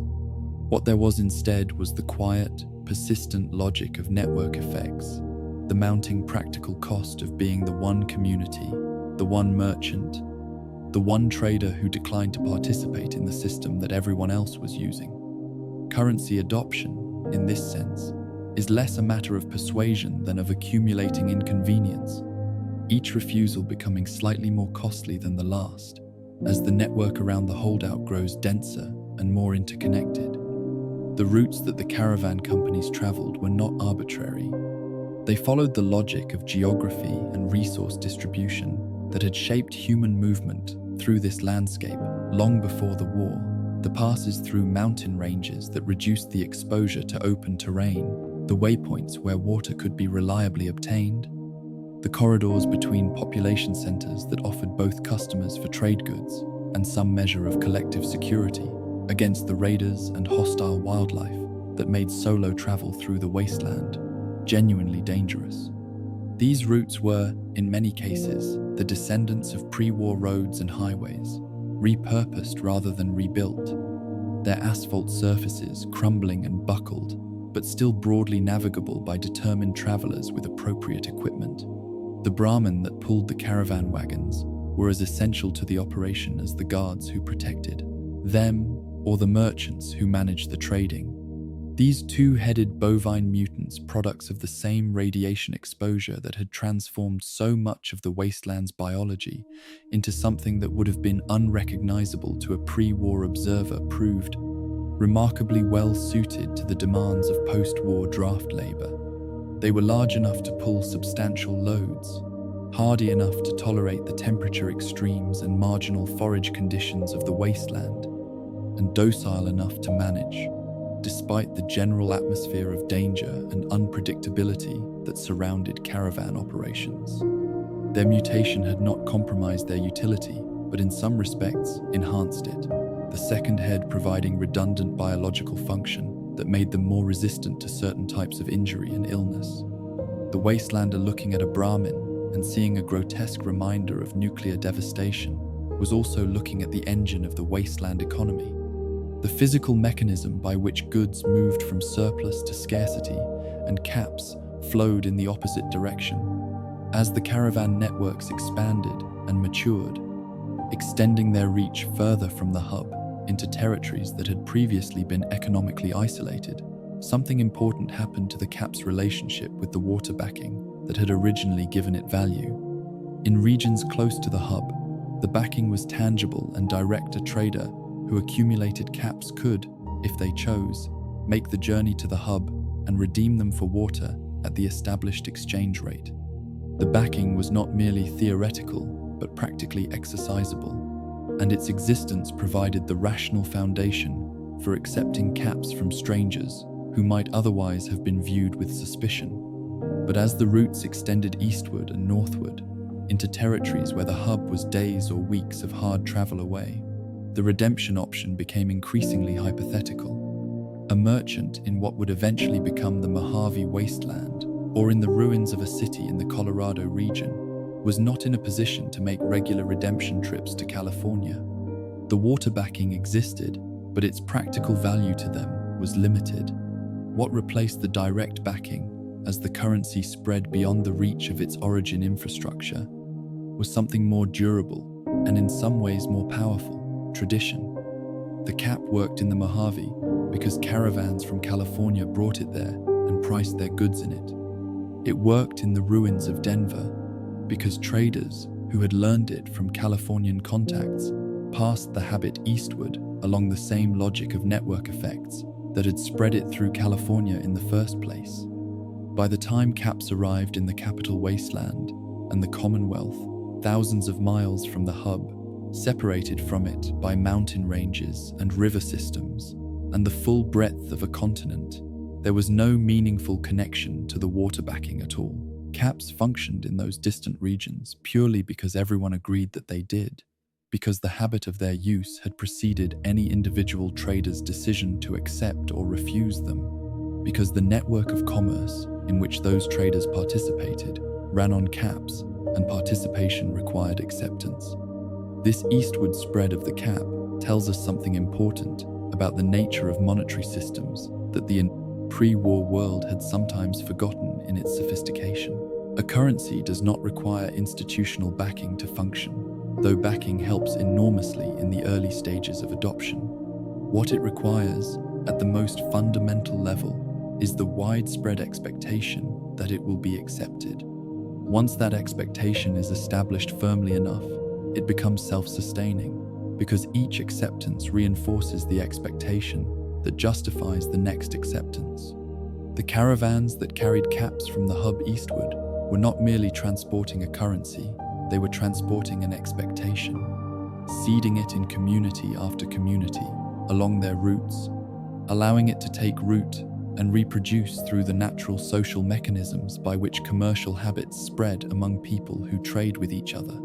The political neutrality of the cap proved, as the network expanded into regions with their own political tensions and factional conflicts, to be one of its most practically valuable properties. The California wasteland was not without its conflicts, its competing interests, its communities that viewed each other with suspicion or outright hostility. As trade networks pushed into the Mojave and encountered the complex political geography of factions ranging from the emerging New California Republic to independent city-states to the scattered tribal communities that had developed their own governance structures across the desert, the cap's lack of political affiliation allowed it to serve as a medium of exchange across lines that no politically affiliated currency could have crossed. A caravan could arrive at a settlement that had no interest in the NCR's political project and present prices in caps, and the settlement's indifference to California politics was irrelevant to the transaction. The cap asked nothing except acceptance, and acceptance was almost always forthcoming. The caravans themselves were not neutral in any deep political sense. They had their own interests, their own relationships with powerful factions. their own stakes in the stability or instability of the regions they operated in. The Crimson Caravan Company would eventually develop a relationship with the NCR that reflected its own commercial interests rather than any principled allegiance to Republican government. But the currency the Caravans used was neutral in the sense that mattered most for commerce. It carried no flag, served no government, funded no army, and asked nothing of the people who used it except the practical willingness to treat stamped aluminum as a medium of exchange. In a wasteland populated by communities with every reason to distrust strangers and every variety of political resentment, that neutrality was not merely convenient but essential. By the time the events of the wider Fallout world unfolded across its various chapters, the caravan networks had long since accomplished their foundational work. The cap's circulation across the continent was an established fact, a feature of the wasteland economy, as taken for granted as the existence of the Brahmin that pulled the wagons or the roads that the wagons traveled. The specific companies that had done the spreading the water merchants, the Crimson Caravan, the Fargo traders, had evolved into something approaching institutions themselves, with their own internal hierarchies and political relationships and economic interests that went far beyond the original entrepreneurial impulse of moving goods from surplus to scarcity for a fee. But the work they had done in those early decades, the patient, dangerous, commercially motivated work of carrying a new currency outward from its origin and introducing it to community after community across a broken continent, was the work that made everything else possible. The NCR's monetary ambitions, the Legion's coinage, the complex financial ecosystem of New Vegas, none of these developments could have occurred against a background of pure barter. In a world where every transaction required individual negotiation over the relative value of incomparable goods, the Caravans had given the wasteland a common language of exchange, and that language, once spoken widely enough, could not easily be forgotten. It would endure through the rise and fall of governments, through the destruction of gold reserves and the collapse of paper currencies, through every political and economic upheaval that the next century of wasteland history had to offer. The cap traveled far because people carried it far, and the people who carried it far did so because trade was in their blood and movement was their livelihood, and the wasteland, for all its hostility, had never managed to extinguish the human impulse to find a better deal somewhere just beyond the next ridge. Section 7 was completed in the previous response. Pressing ahead now with Section 8, the NCR dollar and the return of old mistakes, there is a particular kind of optimism that belongs exclusively to people who have survived catastrophe. It is not the easy, untested optimism of those who have never had serious reason for despair, the cheerful assumption of people whose lives have not yet presented them with evidence that things can go irrevocably wrong. It is something harder and more deliberate, the conscious choice to believe in reconstruction, in the possibility that what was destroyed can be rebuilt, and that the rebuilding will produce something better than what came before. The founders of the new California Republic possessed this optimism in abundance, and it was both their greatest strength and, in certain specific ways, the source of their most instructive failures. The NCR grew from the settlement of Shady Sands, established in the years following the Great War by survivors who brought with them not just the practical skills of post-war survival, but something rarer and more fragile: the institutional memory of what organized society looked like and a genuine commitment to reconstructing it. Under the leadership of the Tandy family across multiple generations, what began as a single settlement expanded into a network of communities, and that network eventually acquired the formal architecture of a republic, a constitution, a congress, a president, a legal system, a standing army, and all the other apparatus of governance that the pre-war United States had possessed and that the bombs had swept away in an afternoon. By 2241, the NCR had consolidated control over most of the California wasteland and was extending its political and military reach eastward toward the Mojave with the confident momentum of an institution that had, against considerable odds, made itself real. With political legitimacy came the ambitions of a proper state, and among those ambitions was the one that every government in human history has eventually developed: the desire to control its own monetary system. The bottle cap had served the wasteland well enough as a currency of necessity, a practical improvisation that had filled the vacuum left by the destruction of pre-war financial institutions. But the NCR's leadership understood, with the clarity of people who had studied enough pre-war history to know how economies and governments related to each other, that a mature republic needed its own currency. Not because the cap was failing, it was not, but because a government that relied on a currency it did not control was, in an important sense, not fully sovereign. The water merchants of the hub were private actors whose monetary decisions answered to no democratic authority, no elected legislature, no republican principle. The cap's value was maintained by their good judgment and commercial self-interest, rather than by any institutional framework that the NCR's citizens could hold accountable. This was, from the perspective of a government trying to build legitimate authority, an unsatisfactory arrangement. The NCR dollar that emerged from this political logic was, in its design and its backing, a deliberate echo of the pre-war monetary systems that the Republic's founders had studied and admired. It was paper currency, physical notes, printed with the authority of the NCR's government, denominated in dollars that consciously recalled the pre-war American monetary tradition and the cultural legitimacy associated with it.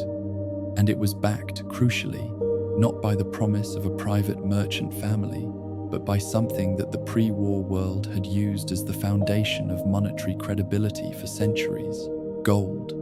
The NCR maintained reserves of the precious metal in its central bank, and the notes it issued were redeemable, in theory, for a defined quantity of that gold, a commodity-backed paper currency that operated on exactly the same principle as the gold standard that had governed pre-war American monetary policy through much of the 20th century.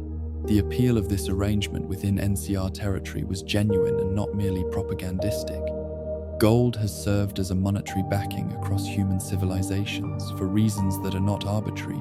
It is rare enough to resist inflation, durable enough to survive indefinitely, divisible and fungible in ways that make it practical as a reserve asset, and culturally recognized as valuable across a broader range of societies than almost any other physical substance. Within the borders of a functioning republic, with the institutional capacity to maintain a central bank and honor its redemption obligations, gold-backed paper currency offered real advantages over the cap system. It could be produced in controlled quantities to match economic growth. It carried the authority of a democratic government rather than the reputation of a private trading family, and it signaled to the world that the NCR was serious about building the kind of stable, mature economy that a serious nation required. As the NCR's territory expanded and its institutions deepened their hold over the communities within its borders, the NCR dollar began displacing caps in the Republic's economic life. Merchants who sold primarily to NCR citizens found it increasingly practical to price in dollars. Soldiers and government employees were paid in dollars. Tax obligations were denominated in dollars. The gradual, institutionally reinforced pressure of a government that could only accept its own currency for official transactions created the conditions under which caps slowly lost ground within NCR-controlled California, their value in that specific economic environment drifting downward as the dollar asserted itself as the medium of official commerce. The cap did not disappear from NCR territory, it remained in use, particularly in informal transactions and in border regions where the Republic's institutional reach was thinner, but its relative position changed in ways that reflected the fundamental dynamic between government-backed currencies and their rivals. A currency backed by institutional authority and a functioning state carries an advantage in the territory that state controls. It is the medium in which official obligations must be settled, which creates a guaranteed baseline demand that privately issued currencies cannot match within the same jurisdiction. The NCR leveraged this advantage deliberately and effectively, and the result was a monetary transition that extended the Republic's practical sovereignty in ways that military conquest alone could not have achieved. To control the currency of a region is to control, in a deep and persistent sense, the economic life of the people who use it. But the NCR's monetary project contained within it the same structural vulnerability that had doomed every gold-backed currency in human history. A vulnerability that the Republic's economists presumably understood intellectually, even if they could not find a way to eliminate it in practice. Gold-backed currency is only as stable as the gold that backs it. The promise of redemption is only credible as long as the reserves exist in sufficient quantity to honor it. And reserves, unlike the ideas behind them, are physical objects located in physical places, subject to the full range of physical threats that the wasteland presented in quantities that no pre-war treasury had ever been required to contemplate. The Brotherhood of Steel's raid on the NCR's gold reserves was, not, in the accounts that survived it, a simple theft or a straightforward military operation. It was an act of deliberate economic warfare, conducted by an organization that had its own reasons for wanting to limit the NCR's power and had identified the monetary system as the most vulnerable point in the Republic's institutional architecture. The Brotherhood understood what the NCR's founders had understood from the other direction, that currency is power, that the integrity of a monetary system is as important to a government's effective authority as the size of its army, and that destroying the former could be more damaging to the latter than any number of military defeats in the field. The destruction was thorough enough to matter.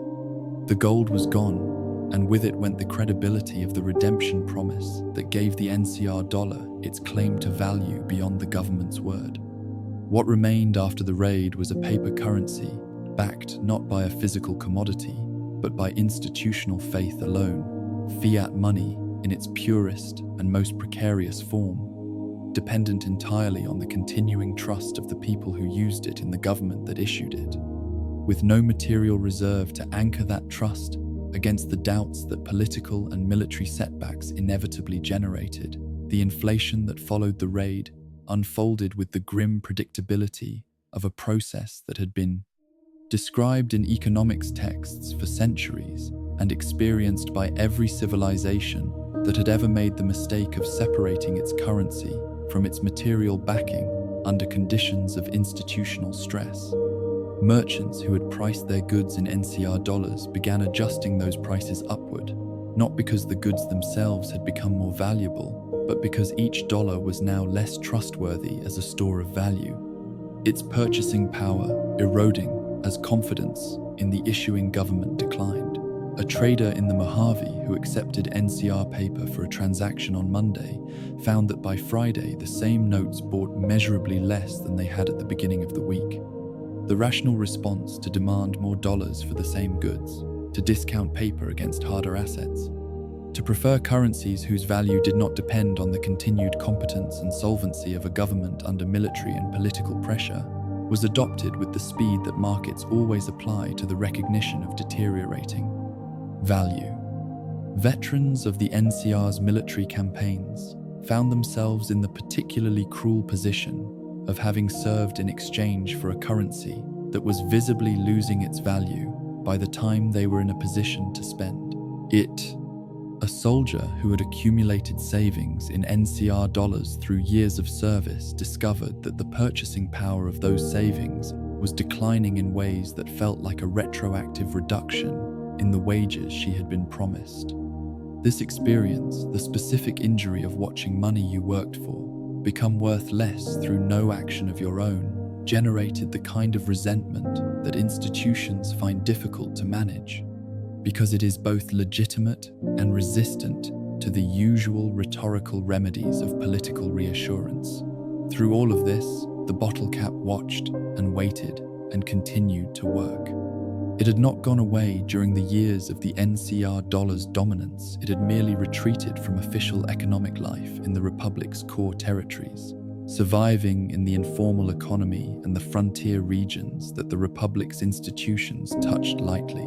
The water merchants of the hub, still operating after decades of post-war commerce, had never stopped honoring the old exchange rate. The cap's value had not been diminished by the NCR's monetary experiment because the cap's value had never depended on the NCR's institutional health. It depended on water and on the practical willingness of enough people to accept it in exchange for goods and services. And both of those foundations had survived the NCR's gold crisis entirely intact. The return of caps across the NCR's frontier was not a dramatic reversal announced by any authority or mandated by any government decree. It was the quiet, practical reassertion of a currency that had proven its durability by surviving precisely the kind of institutional catastrophe that the NCR dollar could not survive. Merchants who had accepted NCR paper began insisting on caps for transactions where the value was high enough to make the risk of currency depreciation materially significant. Traders operating in the border regions between NCR-controlled territory and the independent Mojave communities found that caps smoothed transactions in ways that NCR dollars, increasingly viewed with suspicion outside Republican strongholds, could not. The habit of caps, which had never fully disappeared even in the NCR's heartland, reasserted itself with the ease of something that had simply been waiting for circumstances to make it the obviously better choice again. The NCR's monetary failure carried lessons that the Republic's surviving institutions were not always willing to learn because the lessons were uncomfortable ones that implicated the entire project of institutional reconstruction that the Republic represented. The desire to build a proper government with a proper currency was not wrong in itself. It reflected genuine values about democratic accountability and institutional legitimacy that deserved to be honored. But the specific form that the monetary project had taken, its dependence on a physical reserve that could be targeted and destroyed, reproduced the exact vulnerability that had made pre-war monetary systems fragile in ways that the post-war world had no margin to tolerate. The bottle cap had no such vulnerability. It had no central reserve to raid, no institutional trust to undermine, no government whose collapse would drag the currency down with it.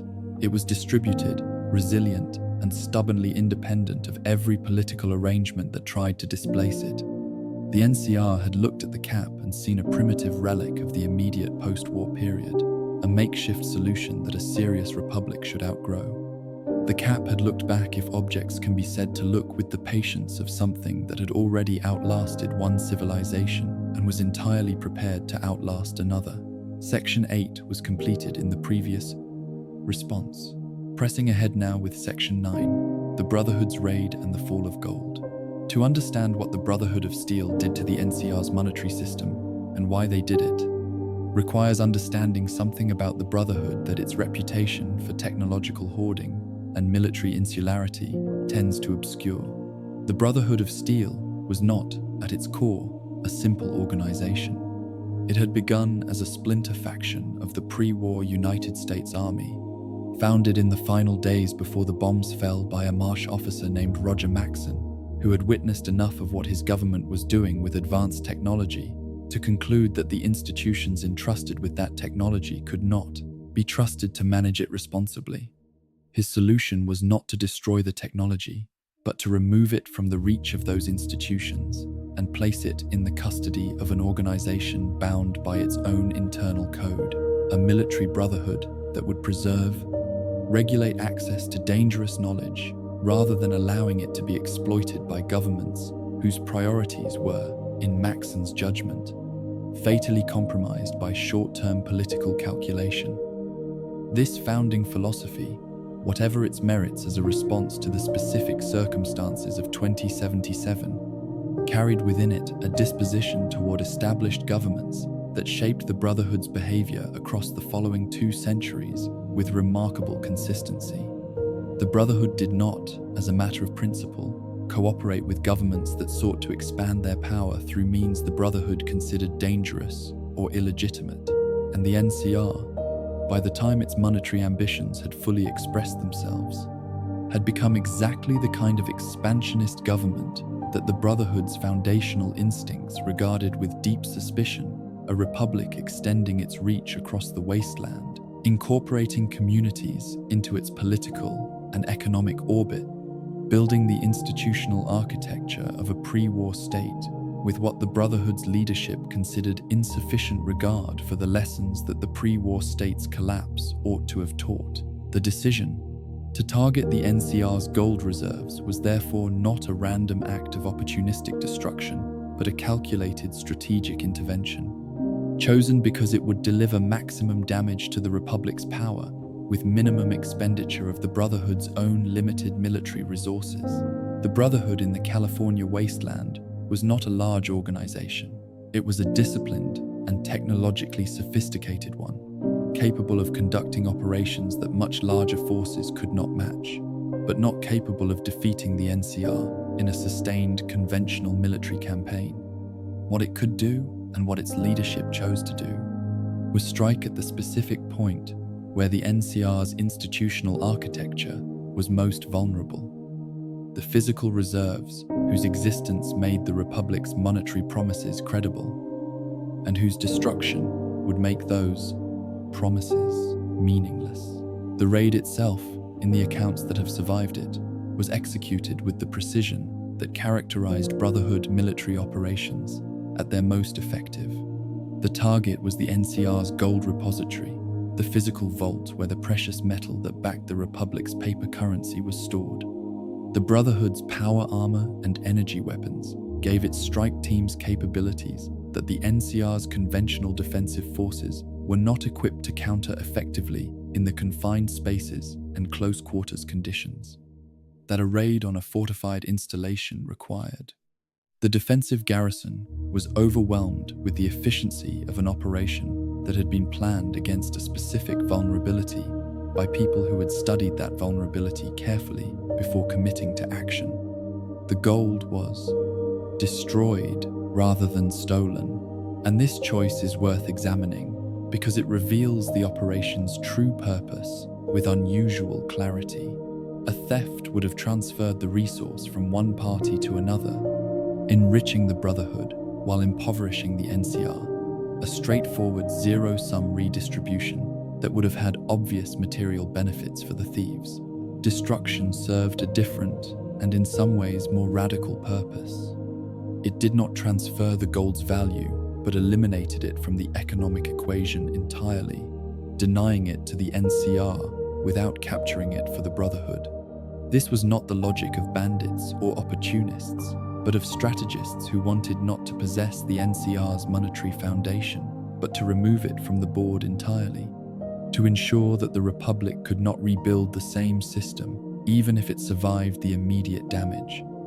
The economic consequences unfolded in the way that consequences of this kind always unfold, not in a single dramatic moment of collapse, but in the gradual, corrosive erosion of confidence that is both more damaging than sudden crisis and more difficult to address. The NCR government did not immediately collapse. Its army did not dissolve overnight. Its political institutions continued to function. Its elected officials continued to hold office. Its laws continued to be enforced within its territory. What changed was subtler, and in the long run more important than any of those institutional continuities.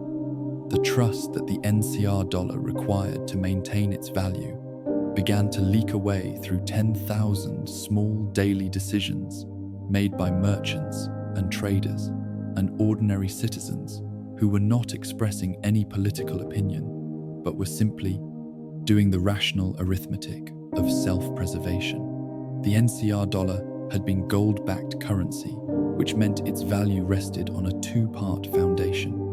The first part was the gold itself, the physical reserve whose existence made the redemption promise credible. The second part was the institutional credibility of the government that made the promise the expectation that the NCR would remain functional, solvent, and committed to honoring its monetary obligations indefinitely into the future. The Brotherhood's raid had destroyed the first part completely and severely damaged the second. A government whose gold reserve had been eliminated by a single raid was a government whose ability to protect its own monetary infrastructure was in serious question, and that question, once raised, did not go away simply because the government continued to exist and continued to insist that its currency remained sound. What the NCR was left with, after the raid, was a fiat currency, in the most naked and unadorned sense of the term paper, backed by nothing except the government's declaration that it was valuable and the force it could bring to bear in compelling acceptance of that declaration within its territorial boundaries.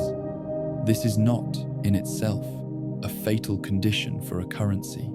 The pre-war United States had operated on exactly this basis for decades before the Great War. Its dollars backed by institutional credibility and economic productivity rather than any physical commodity. And for most of that period, the system had functioned well enough.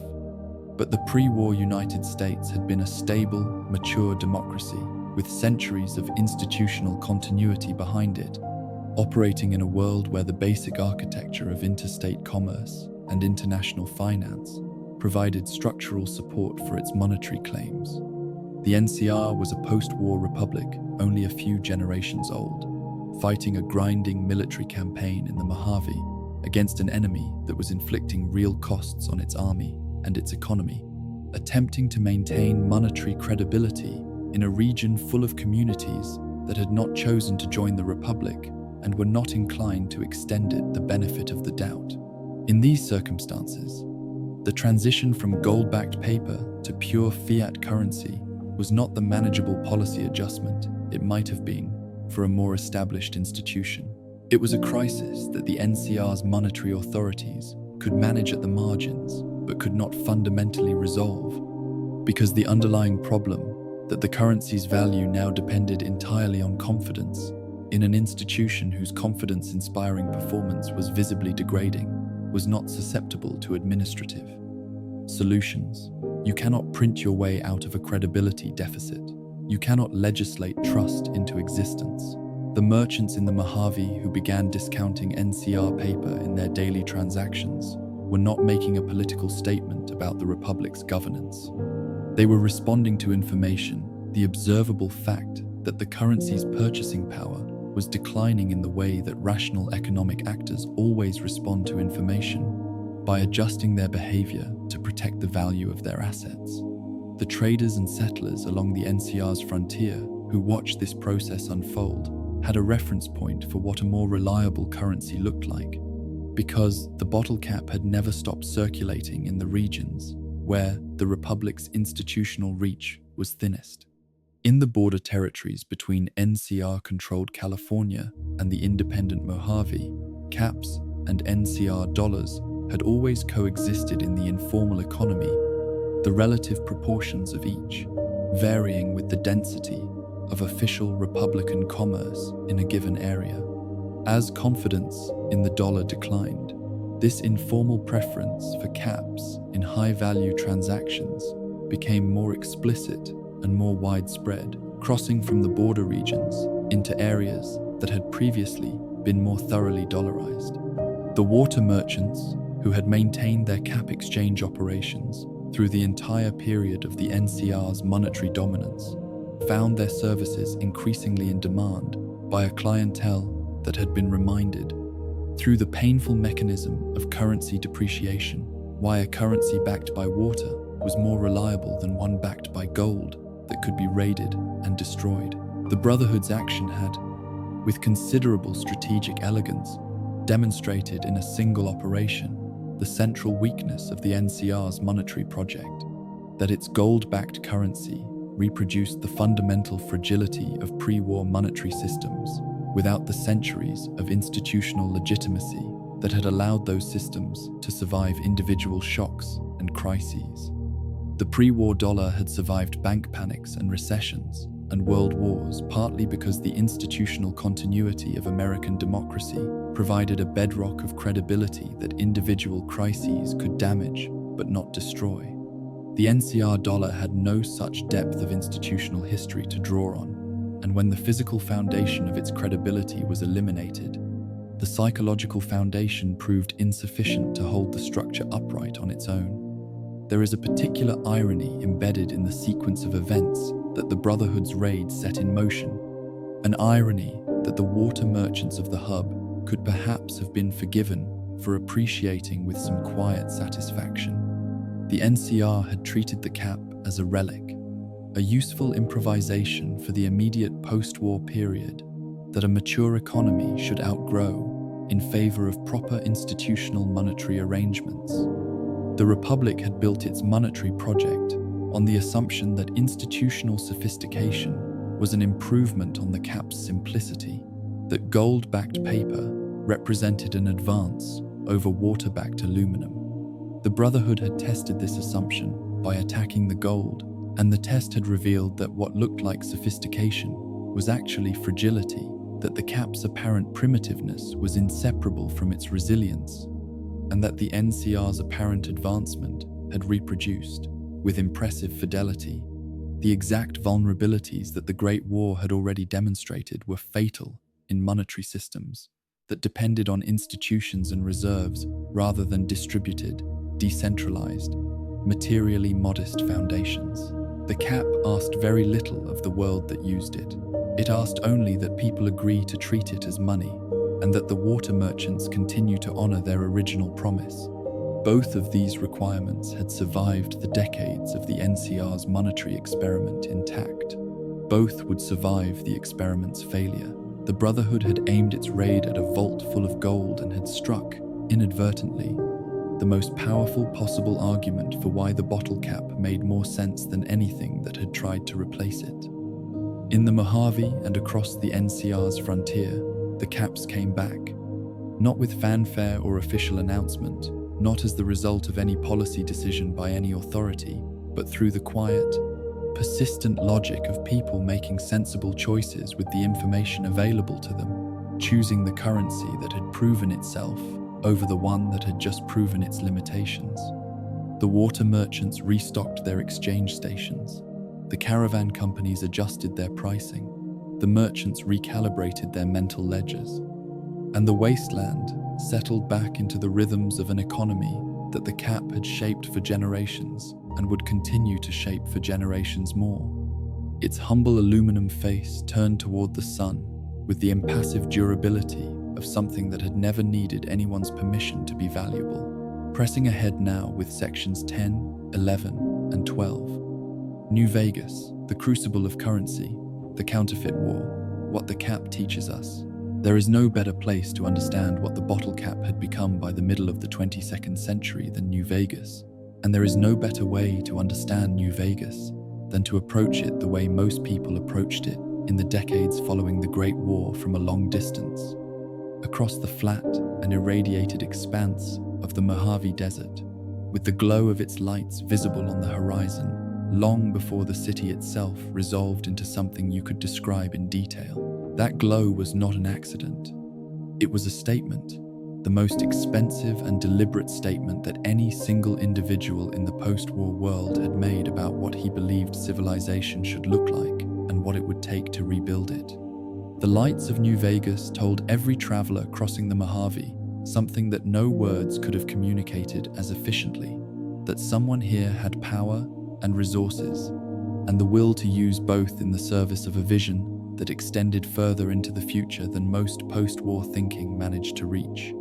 That someone was Robert Edwin House, and his vision, whatever its considerable philosophical complications, had produced a city that functioned as a genuine economic hub in a way that nothing else in the wasteland quite matched. New Vegas was not a settlement that had grown organically from the logic of geography and resource availability, though geography had certainly played a role in its founding. It was a managed enterprise, the deliberate creation of a man who had survived 2 centuries in a life support-equipped chamber beneath the Lucky 38 casino, maintaining his mental faculties and his considerable intelligence through the long dark of the post-war period, and who had emerged with a plan for the Mojave that he had been refining across decades of enforced inactivity. House had not merely preserved Las Vegas from the worst of the nuclear exchange through his missile defense network, he had preserved it for a specific purpose, one that required the city to function as a neutral ground where commerce could occur across political lines that the wider wasteland could not bridge. The economics of New Vegas in the era of the courier's arrival were therefore the economics of a deliberately maintained neutral zone, a place whose commercial viability depended on its accessibility to every faction with the wealth and inclination to spend money on entertainment, leisure, and trade. House had understood from the beginning that New Vegas could only be what he wanted it to be if it remained independent of the political commitments that divided the Mojave into hostile camps. A Vegas that was part of the NCR was a Vegas that Caesar's Legion would not visit. A Vegas that was part of the Legion was a Vegas that every NCR citizen and ally would regard as enemy territory. A Vegas that belonged only to itself, to its own carefully managed neutrality, to the commercial logic that transcended faction allegiance could serve everyone, and serving everyone was the foundation of the economic model that made the city worth maintaining and defending. Into this neutral zone flowed the three currencies that had divided the Mojave into competing monetary spheres, each one representing a different theory of value and a different political project, each one accepted within New Vegas's casinos and markets, with the studied indifference of an establishment that cared about the money and not about the ideology behind it. The NCR dollar arrived in the pockets of Republic soldiers on leave and merchants from California looking to spend their trading profits on something more entertaining than another night in a tent on the road. The Legion coin came across the Colorado River in the pouches of traders from Caesar's territory, spending the currency of a military empire that was slowly tightening its grip on the eastern Mojave, and the bottle cap, belonging to everyone and no one, moved through all of these transactions with the easy familiarity of the wasteland's oldest financial institution. Caesar's Legion presented its currency to the Mojave with the same theatrical confidence it brought to every aspect of its self-presentation. The Legion was an organization built around the deliberate construction of a historical identity, a post-war military empire that had consciously modeled itself on ancient Rome, adopting its terminology, its organizational structure, its aesthetic vocabulary, and, by the era of the New Vegas campaign, its monetary system. The coins the Legion minted were not a practical improvisation of the kind that had produced the bottle cap, but a deliberate cultural statement, an assertion that the Legion was not merely a powerful faction, but a civilization with the monetary sophistication of the empires it claimed to emulate. The aureus and the denarius, the Legion's gold and silver coins, named directly for their Roman antecedents, were objects of genuine monetary quality in ways that went beyond their cultural symbolism. They were struck from actual precious metal, which meant they carried intrinsic value independent of any political arrangement or institutional promise. An aureus was worth something because gold was worth something, full stop, in the same way that gold had been worth something across every human civilization that had ever encountered it and recognized its combination of rarity, durability, and workability as a store of value that required no external validation. You did not need to trust Caesar's government to trust an aureus in the way that you needed to trust the NCR to trust an NCR dollar. The metal spoke for itself. This gave Legion coin a genuine advantage over the NCR dollar in the specific economic environment of the post-gold raid Mojave, where the Republic's paper had become a subject of skepticism that its government could not fully dispel through reassurance. A trader in New Vegas, weighing the relative merits of the two non-cap currencies available to her, had real reasons to prefer the one backed by metal to the one backed by institutional faith in a government whose institutional credibility was visibly under strain. The Legion's coins had not been devalued by a Brotherhood raid. They could not be devalued by a Brotherhood raid because their value did not reside in any repository that could be physically targeted and destroyed. The gold and silver were in the coins themselves, distributed across every transaction in which they participated, protected by the same distributed, decentralized logic that protected the bottle cap against the vulnerabilities of centralized monetary systems. And yet, Legion coin could not become the universal currency of the Mojave, for reasons that had nothing to do with its monetary quality and everything to do with the political reality that money does not exist in a political vacuum. An NCR merchant accepting Legion coin was not merely completing a transaction, she was, in the eyes of her government and her community, doing business in the currency of an enemy state that crucified its prisoners and enslaved the peoples it conquered.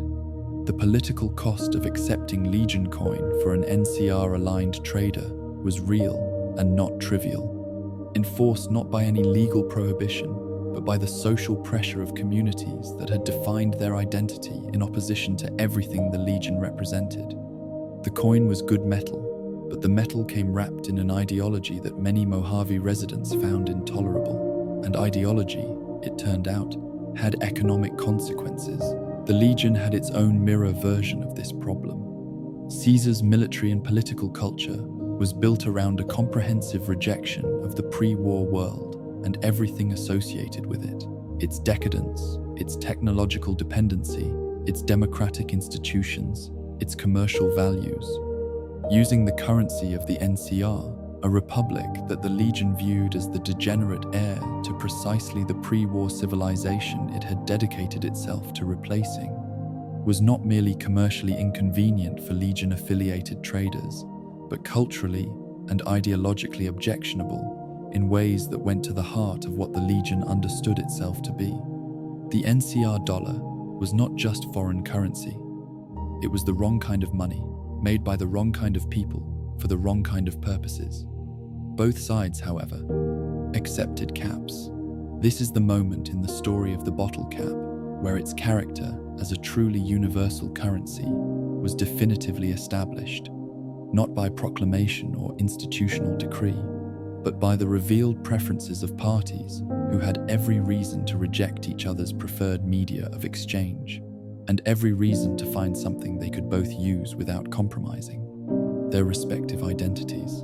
The cap's political neutrality, which had been a practical commercial asset throughout its history, became in the specific crucible of New Vegas something more significant, a demonstration that the right kind of money could transcend the political divisions that otherwise made economic cooperation between enemies difficult or impossible.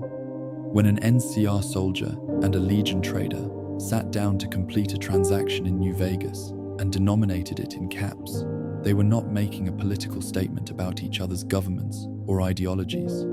They were acknowledging, in the most practical possible terms, that some things were more important than politics, and that commerce was one of them.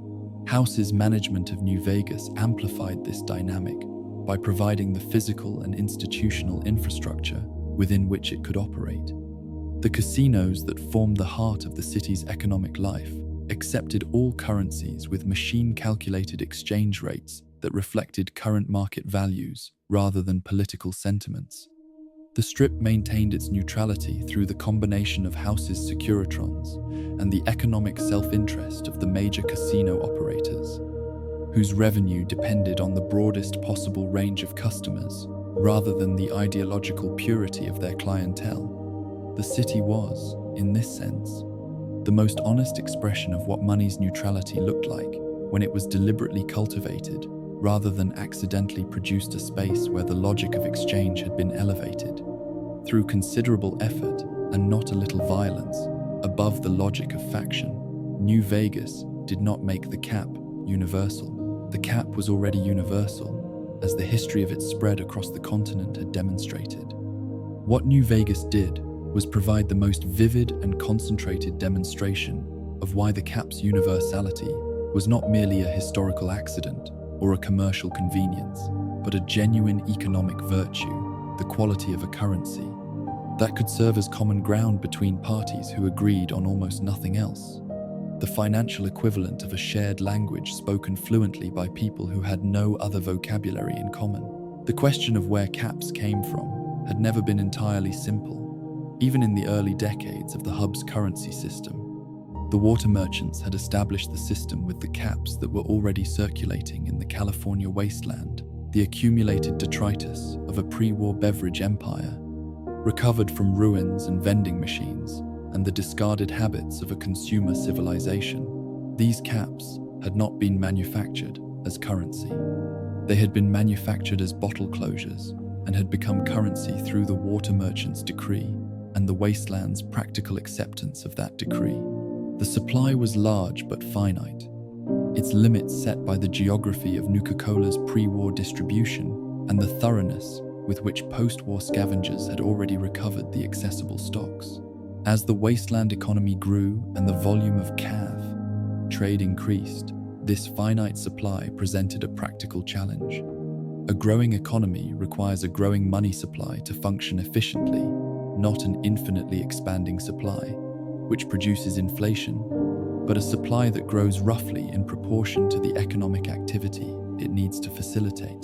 Too little money and transactions become difficult to complete. Trade is suppressed. The economy slows below its potential productivity. The water merchants of the hub had understood this problem from the beginning of their monetary experiment, and their solution had been the controlled operation of bottle cap presses, industrial machinery capable of producing new caps to the same specifications as the originals, operated under the careful supervision of the merchant families, who understood that the power to create money was also the power to destroy its value if exercised without discipline. The existence of these controlled presses meant that the cap supply was not, by the era of New Vegas, quite the fixed and naturally limited resource it had been in the immediate post-war decades. The merchant families had been adding to the supply for generations, doing so with the deliberate restraint of institutions that had seen what unchecked monetary expansion looked like and wanted no part of it. Their conservatism about cap production reflected a genuine understanding of the inflation dynamic that flooding the market with new caps would reduce the purchasing power of every cap already in circulation, harming the same traders and communities whose continued participation in the cap system was the foundation of the merchant's own economic power. The self-interest that had motivated the creation of the cap system continued to motivate its responsible management, which was a more reliable governance mechanism than any institutional rule or legal constraint could have provided. But the controlled presses of the hub merchant families were not. By the time of the Mojave's complex political situation, the only cap-producing machinery in the wasteland. The destruction of pre-war manufacturing infrastructure had been thorough but not quite complete. Here and there, in the ruins of bottling plants and light industrial facilities that had survived the war with enough structural and mechanical integrity to remain potentially operational, the equipment for pressing bottle caps sat in varying states of dormancy, waiting for someone with the knowledge, the resources, and the motivation to bring it back into service. In the Mojave, on the outskirts of New Vegas, one such facility had not merely survived, but was actively operating. The Sunset Sarsaparilla bottling plant retained, among its surviving equipment, a functional bottle cap press that was producing new caps with no oversight from any merchant house, no connection to any water backing system, and no accountability to any of the economic authorities that had managed the cap supply with such careful restraint for generations. The press ran because someone had gotten it running, and because running it produced money literally, in the most direct and unambiguous sense, and the temptation of a machine that made money was not easily resisted in a world where money was as scarce and as necessary as it had always been. The Crimson Caravan companies. The response to the discovery of this independent press was swift and unambiguous, though the reasoning behind it was more complicated than the company's public position suggested. The official concern was inflation, the legitimate economic worry that an uncontrolled press flooding the Mojave with additional caps would dilute the value of every cap already in circulation, harming the merchants and traders who conducted their business in the cap-denominated economy that the Crimson Caravan had spent generations helping to build and maintain. this concern was genuine. Inflation was a real threat, documented in the history of every monetary system that had ever lost control of its money supply, and the Mojave's relatively isolated economy was potentially more vulnerable to local inflationary pressure than the larger, more distributed wasteland economy that could absorb additional supply across a broader geographic area. But the Crimson Caravan's anxiety about the independent press was not purely altruistic. The merchant house had its own interests in the cap supply that went beyond the general welfare of the Mojave economy, interests rooted in the same logic that had given the hub's merchant families their original economic power 2 centuries earlier. Control of cap production was control of a lever of economic influence that no other kind of commercial operation could match. The ability to introduce new caps into the economy, to manage the rate of that introduction, to maintain the relationships with other major trading houses that depended on shared participation in the cap system's governance. These were not merely commercial advantages, but sources of structural power that the Crimson Caravan had no desire to share with an independent operator who answered to no one and could produce caps at whatever rate served their own interests rather than the broader economy's health. The distinction between these two concerns the legitimate economic worry about inflation and the self-interested desire to maintain a commercial monopoly was not always easy to draw cleanly, and the Crimson Caravan's representatives were not always careful to draw it.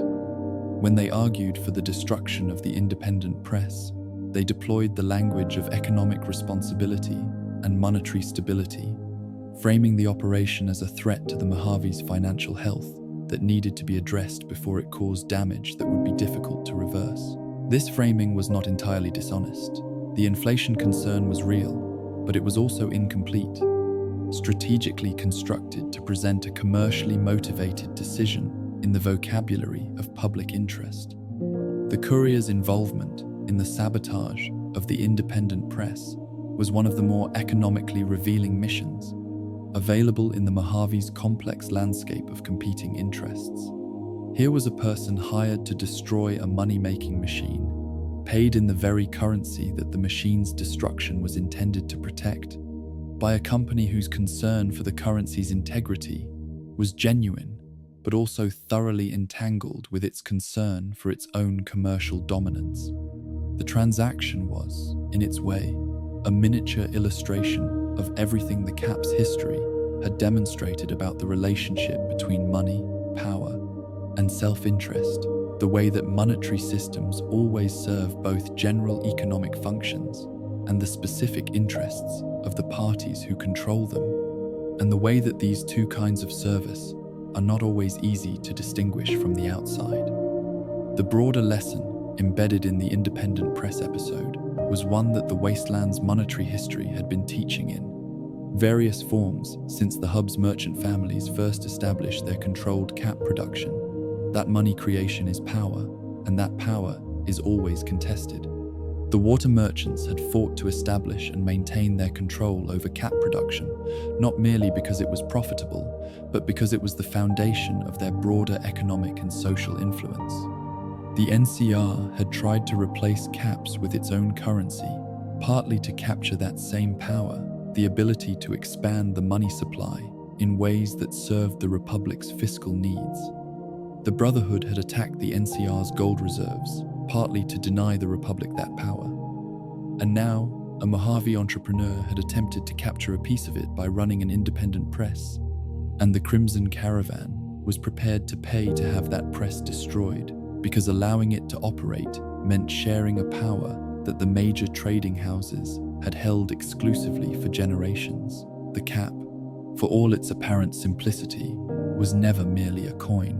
It was, in every era of its history, the physical form taken by a set of relationships between merchants and communities, between institutions and the people who depended on them, between the controlled exercise of economic power and the distributed acceptance of that control by a wasteland that had learned, through hard experience, that some forms of coordination were worth the cost of submission to their terms. The press in the Sunset Sarsaparilla plant was not merely a threat to the cap's value, it was a challenge to an entire architecture of economic authority that had been built over 2 centuries, and that its beneficiaries were prepared to defend with the same seriousness they brought to defending their caravans against raiders. On the road, the story of the bottle cap is, at its deepest level, a story about something that human beings figured out thousands of years before the Great War, and will presumably figure out thousands of years after the wasteland has healed into something new, something so fundamental to the organization of economic life that it reappears, with different surface forms, but the same underlying logic, in every human society complex enough to have traded beyond the immediate reach of barter. It is the story of how communities solve the coordination problem of exchange, how they create the shared agreement that transforms a physical object into a medium of value, and what properties they discover, through trial and error and the accumulated wisdom of generations, that make some objects better suited to carry that agreement than others. The real world has run this experiment many times, in circumstances that illuminate the wasteland's monetary history with a clarity that law analysis alone cannot always provide. The most instructive of these real-world parallels are not the obvious ones, not the gold standards and central banks and monetary unions of established civilizations, which are interesting but operate under conditions of institutional stability that the wasteland did not possess, but the edge cases, the moments when ordinary monetary systems broke down and human communities improvised alternatives from whatever materials were at hand. During the Second World War, the global conflict that the Fallout universe's alternate history had echoed and amplified before diverging from it entirely, American soldiers deployed across the Pacific Theater carried United States dollars that were, in the specific contexts where they found themselves, essentially useless. The dollar was the world's most powerful currency in the abstract, backed by the largest economy on Earth and the military force of a nation fully mobilized for industrial warfare. But in the Philippines, in the Pacific Islands, in the scattered archipelagos, where American forces operated alongside local populations whose economic lives had never been organized around the United States monetary system, the dollar's abstract power translated into very little practical purchasing ability. The local merchants and farmers and service providers who might have assisted the American war effort had no particular use for currency from a country they had limited commercial relationship with, denominated in a system whose backing they had no means of verifying or accessing. The cigarettes that came in standard military rations solved this problem with an elegance that their designers had not intended. Tobacco was a commodity whose value was recognized across every culture where smoking was practiced, which in the mid-20th century meant most of the world's cultures.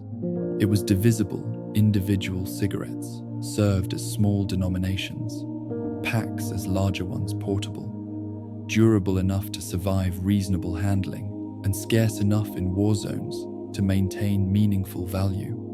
A GI who offered cigarettes in exchange for local services was offering something the local population could use directly, trade to others, or store against future need. The transaction worked because both parties recognized the cigarette's value, not because any institution had declared it to be a medium of exchange. The prison economy offered a parallel demonstration of the same principle, operating under even more constrained conditions.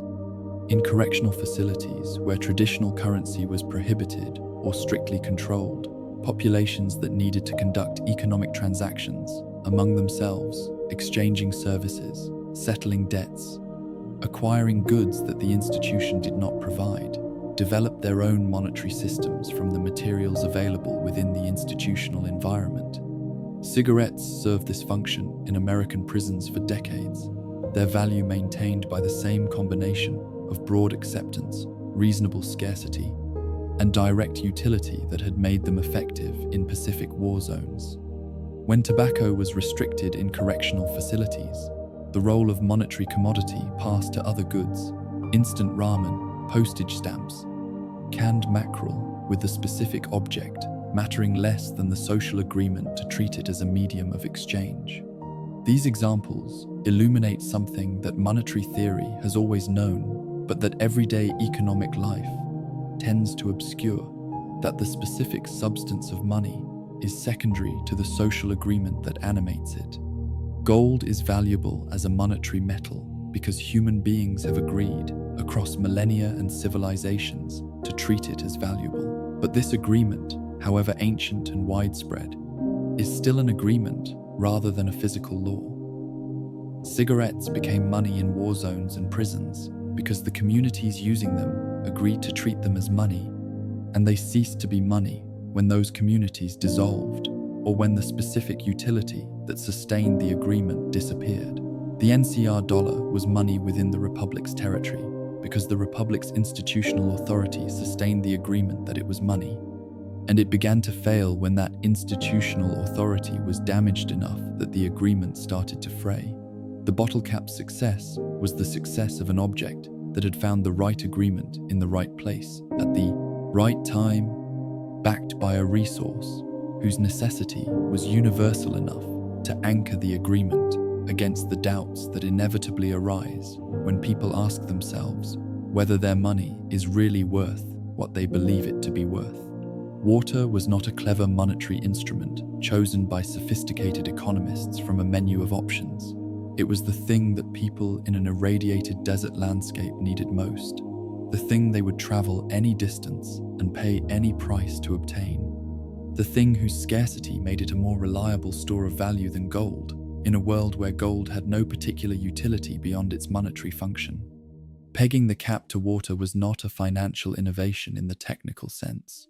It was a recognition of what the post-war world had reduced human needs to, and the wisdom to build a monetary system around the most honest possible answer to the question of what people would always be willing to exchange for. The wastelander carrying a pouch of caps through the Mojave was not thinking about the theoretical foundations of monetary systems or the philosophical relationship between physical objects and agreed upon value.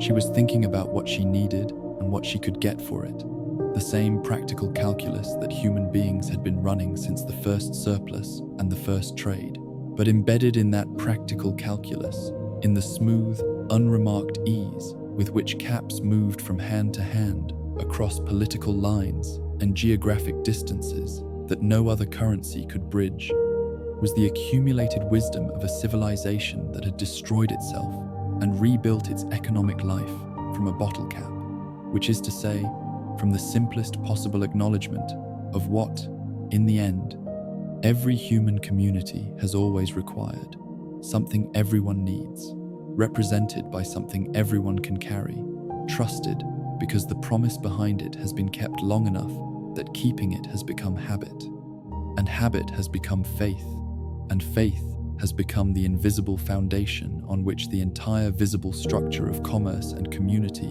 and civilization quietly and perpetually rests. And so the bottle cap endures, not because any government decreed it should, not because any army enforced its acceptance, not because any vault of gold or silver stood behind it as guarantee. It endures because the people of the wasteland looked at what they had lost and what they still needed and found in the most modest possible object, the most honest possible answer, a disc of stamped aluminum, a promise of water, a habit of trust passed from hand to hand across 2 centuries of ash and rebuilding until the habit became tradition and the tradition became civilization. There is something worth carrying into sleep in that story. The reminder that value is not found but made, that the things holding the world together are often smaller and quieter than we expect, that the difference between ruin and recovery is sometimes nothing more than one good idea at the right moment, kept faithfully enough that it outlasts everything that tries to replace it. Rest now, wanderer. The caravans have made their trades. The merchants have counted their caps. The wasteland, for tonight at least, is at peace. Let the sound of caps, counting softly in a leather pouch, carry you somewhere quiet, somewhere the lights of New Vegas glow warm on the horizon, and the water is clean, and the day's journey is done.